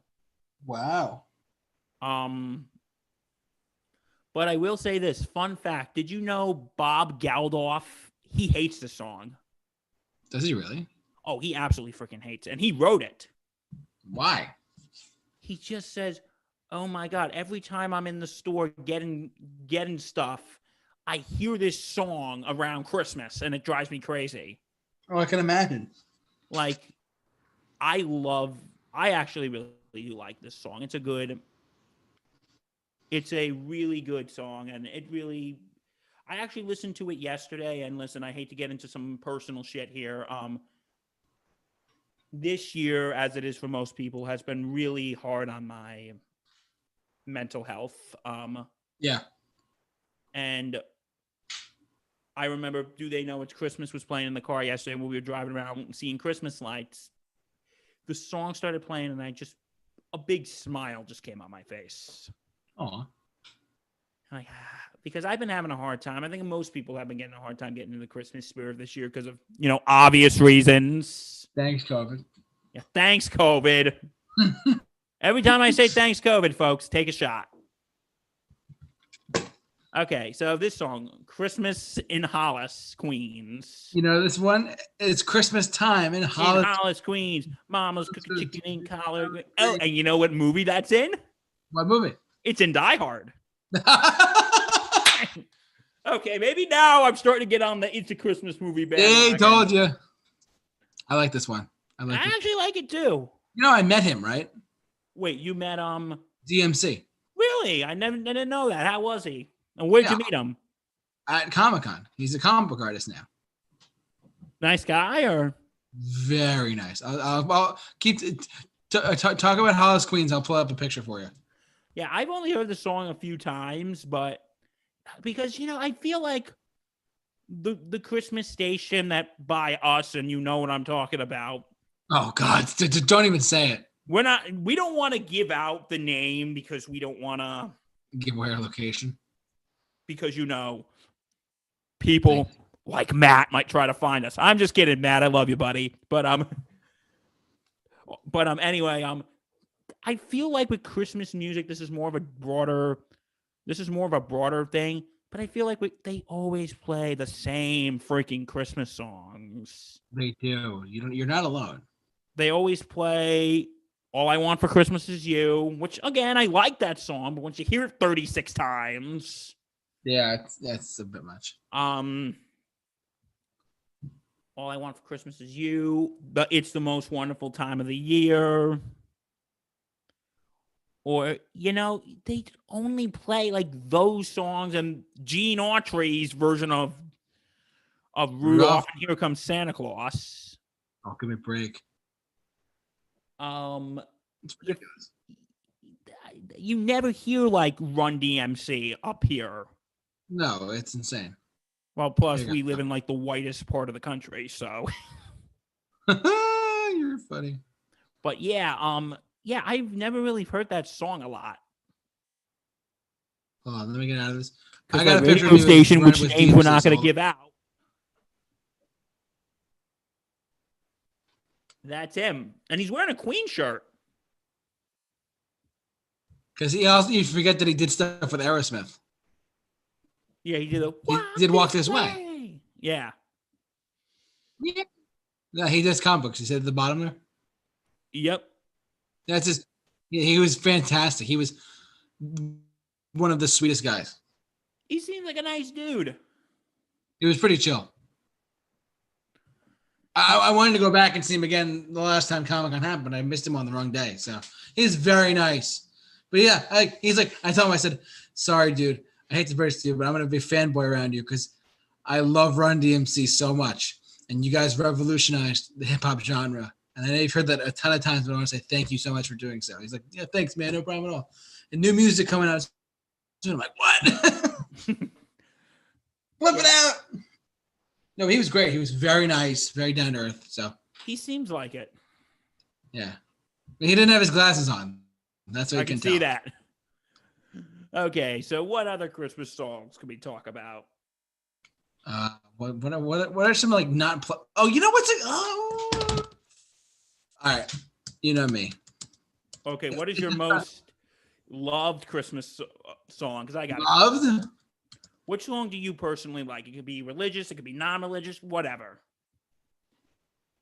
I like Have Yourself a Merry Little Christmas, but like the quiet version. The Have Yourself. Have Yourself, but the Michael Bublé version. Oh, I like Michael A Bublé. Merry Little Christmas. I love him. I want to see him. He's great. Yeah, this is one of my favorite. This is actually my favorite version of that song. That's actually my Really? favorite version of that song. Yep. Really? And you know what my favorite part of that is? He What? sees you when you're sleeping. He knows when you're awake. He knows if you better be good. For goodness sake. You better be good for goodness sake. Rest in peace, Clarence. We miss you. Rip Clarence Clement. We miss you, Clarence. But yeah, I actually love this is my favorite version of the song. You know what's another Christmas song I really like? Since we're in pop version. Yeah. Little Saint Nick by the Beach Boys. Oh, you're speaking my language, buddy. By the way, I'm gonna just say something. I was at this show, and I know Matt Hemsley was gonna be jealous of me, but I'm not gonna play anything loud. I'm gonna show you the video of it though. Really quick, and then I'll get to Little Saint Nick, I swear. Wait, he played Santa Claus is Coming to Town in August. On August 23rd. That must have been weird. I didn't care. My dad cared. He's like, this is it right here. Sounds. I'm not gonna play the sound of one because copyrighted would come after me. And then he invites the guy up on stage too. There's a sign request. See. Mm-hmm. Look at that. I witnessed this too. It was great. I'll do the quick sound. Hold on.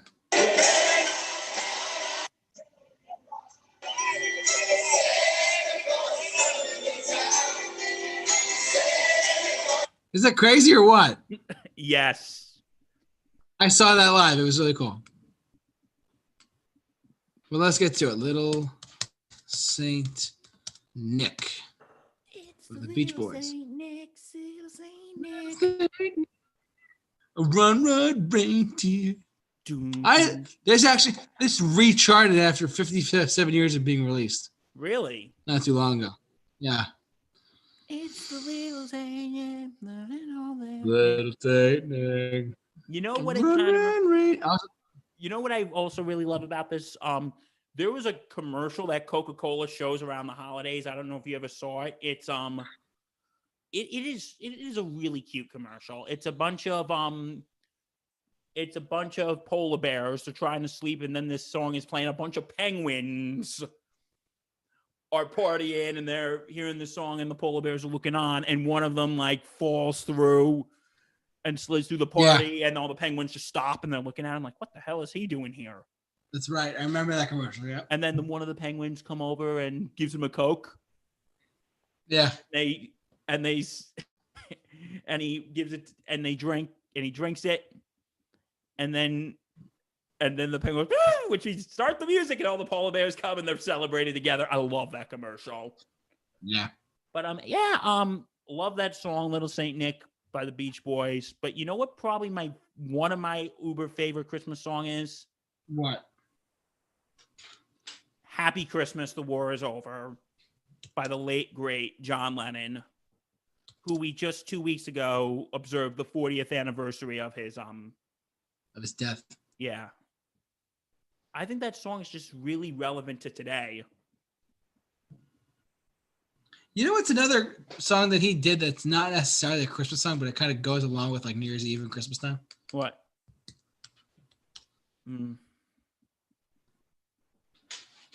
I made a Christmas playlist. I'll talk about it and I'll show it in a second, so all of you can follow it. But on Spotify. But this one, this is obviously a clear message as well. It's a little more on the serious side of things with not Santa Claus, with life. And to me, and they always sing it on New Year's Eve. Yeah, they do. I've noticed that. In Times Square, they always do it New Year's Eve. So and they won't be singing it this year, unfortunately, because there will be no people allowed. Well, I mean, they'll allow singers. They're not going to allow No, I think they're gonna have it like all virtual though. That's crazy. I have the. You'd hope they'd have something, but Matt's commenting on the chat board if we get to it. It is. Thank you. Little Saint Nick is great too.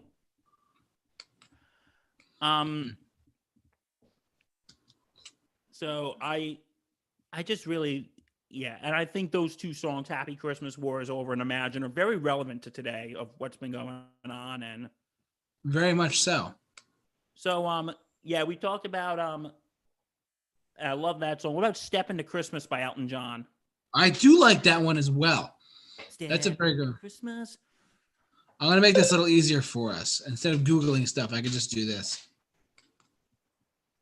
But you know what I also really love this time of year? What? Trans-Siberian Orchestra. Dun dun dun dun dun dun dun. Yes,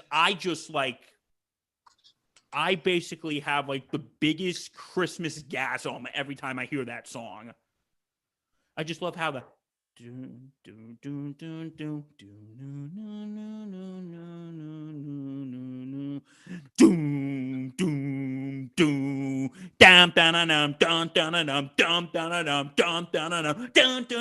like, and I just love like when you go like there is actually their Christmas list.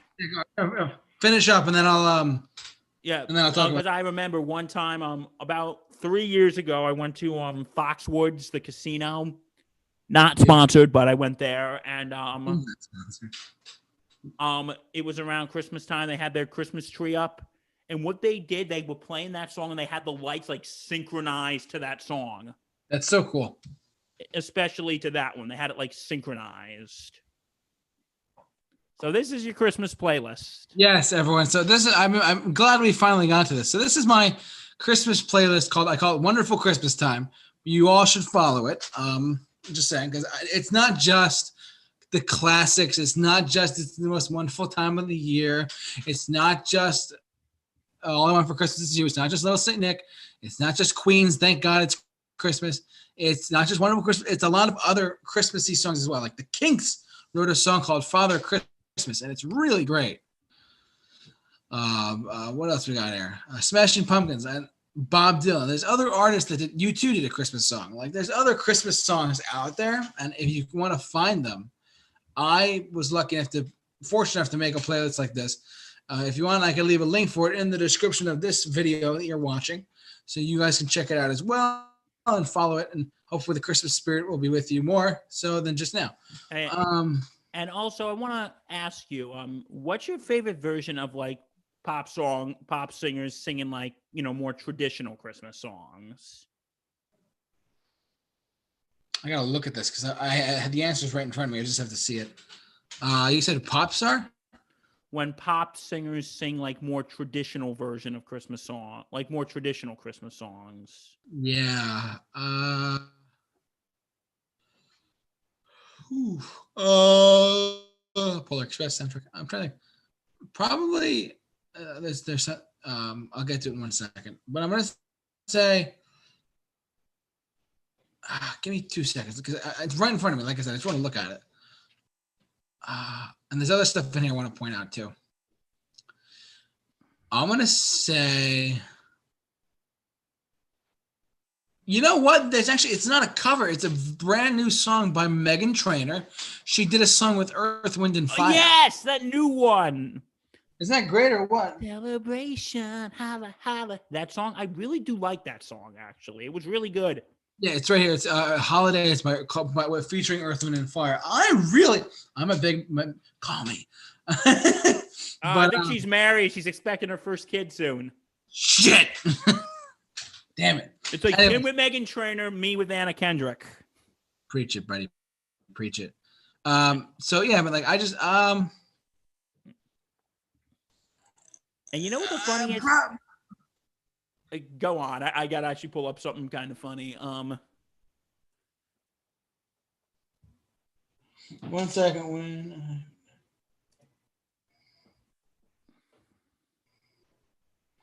So basically, also Def Leppard released a Christmas song. I forgot to mention that. I like Hey, you said a pop star? Yeah, by anything. I like John Legend's "Baby It's Cold Outside" with Kelly Clarkson. Oh God, that version. I do not like that version. You're like, God damn it. You know, because the thing is, okay, here's the thing. Yeah, I'll fix it in a second, but go on.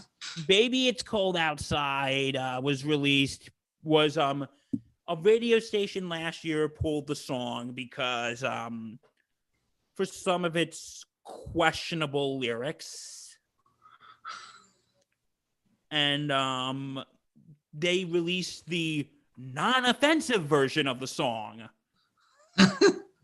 And I'll be honest, that version, JT, I know you like it, but I'm sorry, this is my own opinion. I think that version is terrible. Well, luckily, I have a backup one, because after you said that, I was like, wait, Bill! No, if you want to like it, go ahead, like it. I like it, but I don't like it that much. I like Demi Lovato's Call Me. I'll Be Home for Christmas. That's a good one. Oh, you also got Pentatonics on here. Yeah, I got a lot. Like, you know how long this thing is? I really actually do like Pentatonics. Yeah. Now, I'm just letting you all know, this is not just your average Christmas playlist. I want to just make sure everyone knows. There's a lot of other stuff. The Frankie Valli and the Four Seasons Christmas album is in here. The whole thing. The Michael Bublé's Christmas album is in here. All of Elvis Presley's Christmas. Where's it? I added all 3 albums of A Very Special Christmas. You see this here? 1, 2, and 3. You know who does very good Christmas songs? The Jackson 5. Yeah, I have some of their stuff here too. I obviously have Mommy Kissing Santa Claus, but I have other ones too. And what the funniest thing is that song was and what's funny is because because the Jackson family were Jehovah's Witnesses and they can't celebrate Christmas, and they release a Christmas album. Yeah, right. Green Day released a Christmas song. Pearl Jam released a couple of Christmas songs. I don't know. There's a lot. Yeah. So Chicago released this Christmas album recently. Last year. 2019. Yeah, look at that. So there's other Christmas music out there. You just have to get it at the right thing, and I have a lot of them in here. And you know what's the funniest thing about like a lot of Christmas songs? And this is actually true, and Matt and I have had this conversation before. A lot of big-time Christmas songs, believe it or not, were written by Jewish people. Oh, no, I know that. Yeah, that's crazy, right? Like Rudolph the Red-Nosed Reindeer, Johnny Marks, he's Jewish, or was Jewish. I don't think he's still with us. Yeah. White Christmas, Irving Berlin, Jewish. Yeah. I got to tell you about this. See this? Yeah. You know the Beach Boys? You know Brian Wilson? Yeah. You know Mike Love? Yes. Mike Love released his own solo Christmas album with his own original material on it as well in 2018. So I put that album right here as well. It's like the Celestial Celebration, Reason for the Season. It's catchy, poppy Christmas songs, but it's by Mike. It's other things to listen to besides, Band-Aids to know it's Christmas. Not saying there's anything wrong with that, but still. Yeah. Or Winter Wonderland by REO Speedwagon. So. Yeah. And my favorite, more traditional Christmas song, I think it is Little Drummer Boy. Yeah. As much as I like the whatchamacallit, the David Bowie, Bing Crosby version, I actually like the version from the Christmas special by the Vienna Boys Choir. I like that version much more. But I like this. This is actually my first exposure to Christmas music. Harry Connick. I like Harry Connick Jr. Yeah, but this album in particular. Yeah. Now that we talk about Christmas songs that we like, guess what it's time for? Oh, boy. Christmas songs that we think are overplayed, or Christmas songs that every time we hear them, we want to throw something through the window. So what do you want me to point out to you right now? Do you want me to point out to you, I don't know, Frosty the Snowman, or Blue Christmas, or It's the Most Wonderful Time of the Year? There's 3 right there. You want me to go on? Wait, you think those are the most overplayed, or you think you hate those songs? I'm a little confused. Overplayed. I'm not saying I don't hate them, but overplayed. Look, I agree. I agree. The holiday season, go kill yourself. Season. It's the most. Yeah, I think those songs can get overplayed. And as much as I like it, I think All I Want for Christmas Is You is overplayed. It is. And I like the song. Don't get me wrong, but I just think it's I overplayed. like it, but I can't listen to it all the time. I think Jingle Bell Rock is a little overplayed, in all honesty. Yeah, I mean. And I also think Oh no, that way. Did you say Jingle Bell Rock? I think it can. Yeah, I think it can be a I little. think kill me. All right, like that. It's just overplayed so. I will much. say this: I like the Hall & Oates version better. I like the Hall & Oates version. I do too. Rocking Around the Christmas Tree. That's another one. What else? I like it, but it's just like I think is, and I've been hearing this a lot lately. And as much as I love the special, I think You're a Mean One, Mr. Grinch, gets a little overplayed. Not a lot, but a little. I tend to agree. Oh, Santa Baby! Don't get me started on that. One of my good buddies actually did a whole rant on that song. My good friend Mike Barone did a whole rant on that song. Really? Yeah, like I think a lot of this. Yeah, I think those I think those songs are overplayed. But now, what Christmas song do you absolutely hate?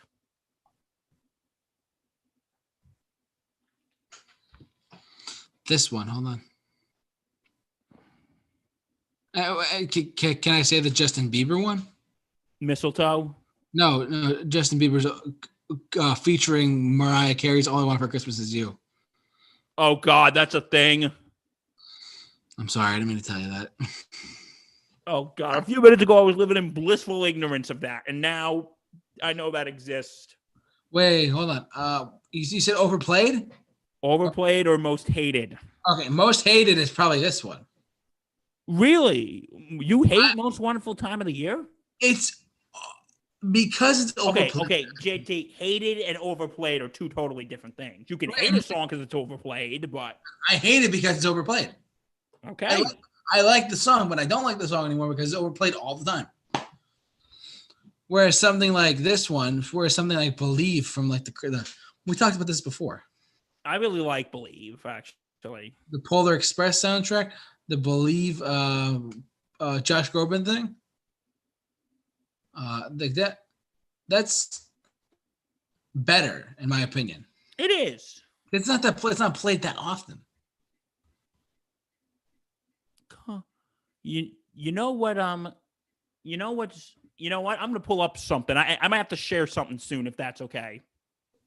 Yeah, sure. And then let me know when you're ready to wrap up. Yeah. Well, I think this is gonna be our last thing. So yeah. Anyways, everyone, I'll leave a link for this in the description of the video so you guys can check it out. It's 23 hours long, but it's enough to get you through the holidays. It's like basically enough. It's basically 1 hour less than a full day. Than the 24 hours of Christmas. You're right. Of a Christmas Story. Okay, yeah. You know what song I think is overplayed, but I really don't hate it? What? Last Christmas by Wham. I didn't even talk about that. That's pretty overplayed too. I think that song is a little overplayed. It's also covered a lot too. Yeah. The Taylor Swift version I don't think is that bad, but that's not. Okay, here are the most hated Christmas songs. I'm gonna have to share the screen. Go ahead.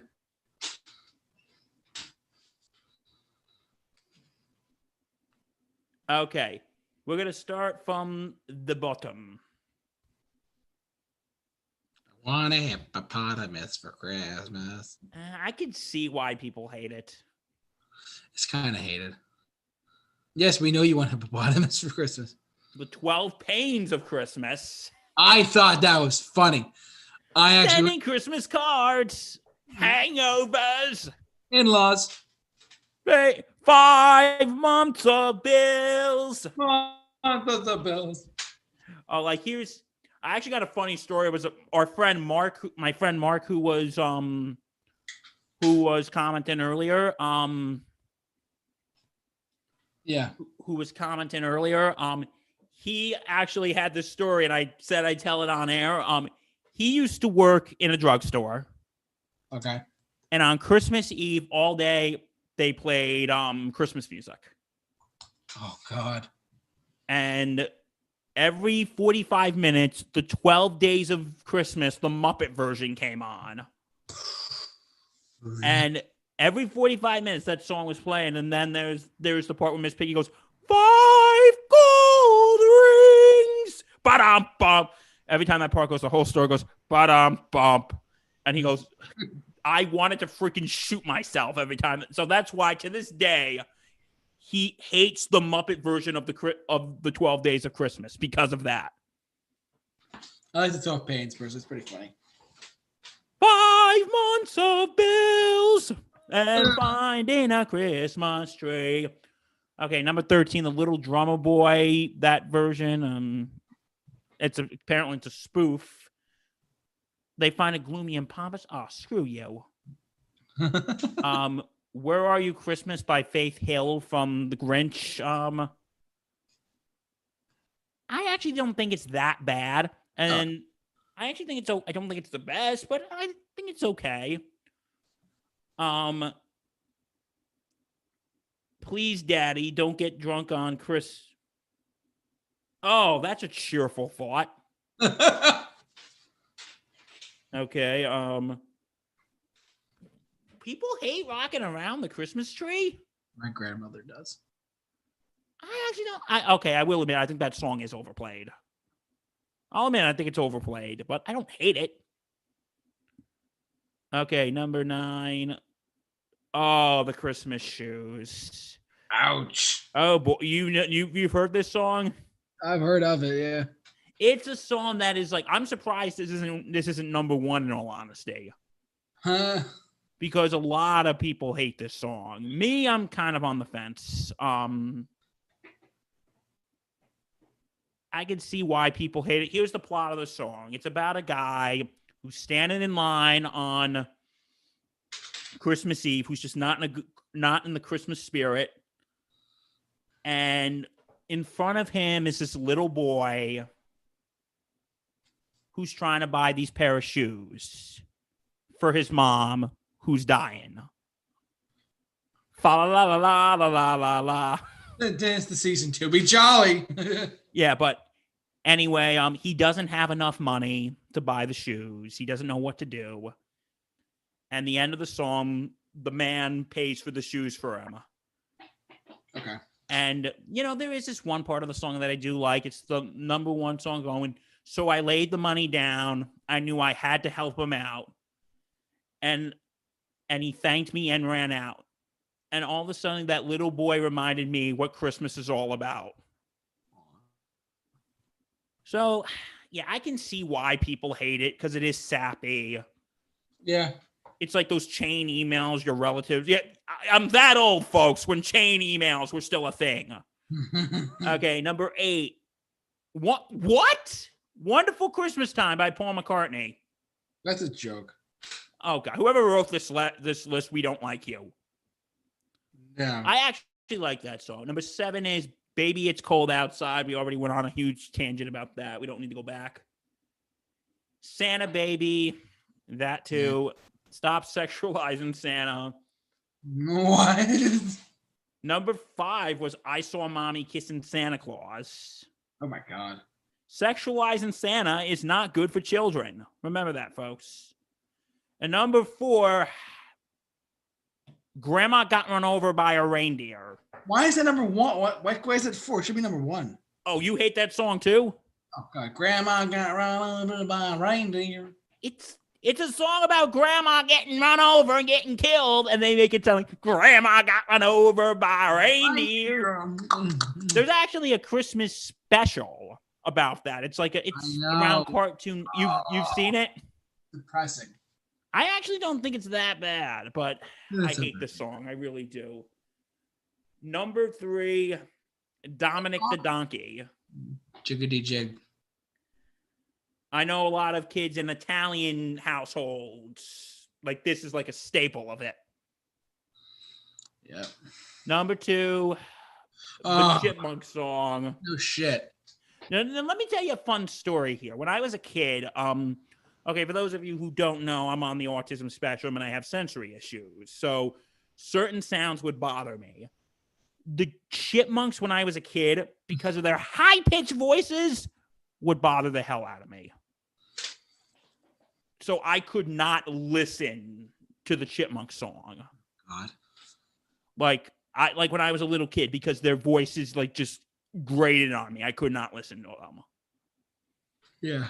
Now I can tolerate the voices, but this song is a little cheesy. And number 1 is Last Christmas by... Why is that song on the list? I like that song. It's not bad. I will admit, I think it's a little overplayed, but... George Michael could have been any gayer in it. Hey, watch it. Sorry, I'm just saying. That was no offense to our LGBT fans. I love the LGBTQ community. But, yeah, and you know what the ironic thing is? George Michael died on Christmas, and the headline, I think it was in the New York Times, the New York Post, this was his last Christmas. That was pretty funny. That's clever. But yeah, those are the most hated Christmas songs. Any thoughts on that? I think so. It could be taken off. I'm not sure which ones you could take off, but you could take off some of them. Last Christmas, I think you could take off. Probably Wonderful Christmas Time too. Yeah, Grandma Got Run Over by a Reindeer should be number 1. Should be like I'm actually being too nice to Christmas Shoes. I think it could be maybe number 2 or 3. But Grandma Got Run Over should be number 1. That song's just annoying. Grandma got run over by a reindeer. But yeah, so anything else, or is that it? I think we're good. Okay, guys. Well, I just want to say, can you also make me host again? Sorry. Well, guys, I hope you enjoyed the 2.5 hours we've been here. Yeah, we've been going for like 2.5 hours. Yeah, so this was longer than our Marvel special we did with Justin last week. I know, just the two of us talking about Christmas. This was great. Yeah, but guys, we hope you enjoyed. Once again, please, the links are going to be there after this wraps up. Donate to Toys for Tots. Help Kids Are Unfortunate. And please donate to Friends of Jacqueline. Please do. Great organization. So let's put, again, I know I've said this like 30 times, but let's put a smile on some kids' faces this Christmas, please. It's been a tough year for all of us. And you know what? Let's give them some joy. And we hope you enjoyed this, folks. And guess what? Your Christmas gift, you get to see us again tomorrow. I'm so excited. And you're probably all thinking, oh, shit, I just want to blow my brains out. I got to see these two again. Oh, God, not these two idiots. And we'll be talking about all things Star Wars. And maybe we'll get Justin back. If we can, who knows? I'll shoot him a text. See what we can do. All right, guys. So we hope you enjoyed this Christmas special. Yes, everyone, thank you so much for joining us for this enormous Christmas special. We're going to have to do one next year as well. Hopefully we'll do it in person instead of over Zoom for COVID and whatnot. But seriously, guys, thank you so much for letting us be a part of your evening, and have a very Merry Christmas and a Happy New Year. And remember, stay strong, stay safe, and be awesome. We'll see you guys. Merry Christmas, guys. We will see you tomorrow. See you tomorrow, everyone. Peace.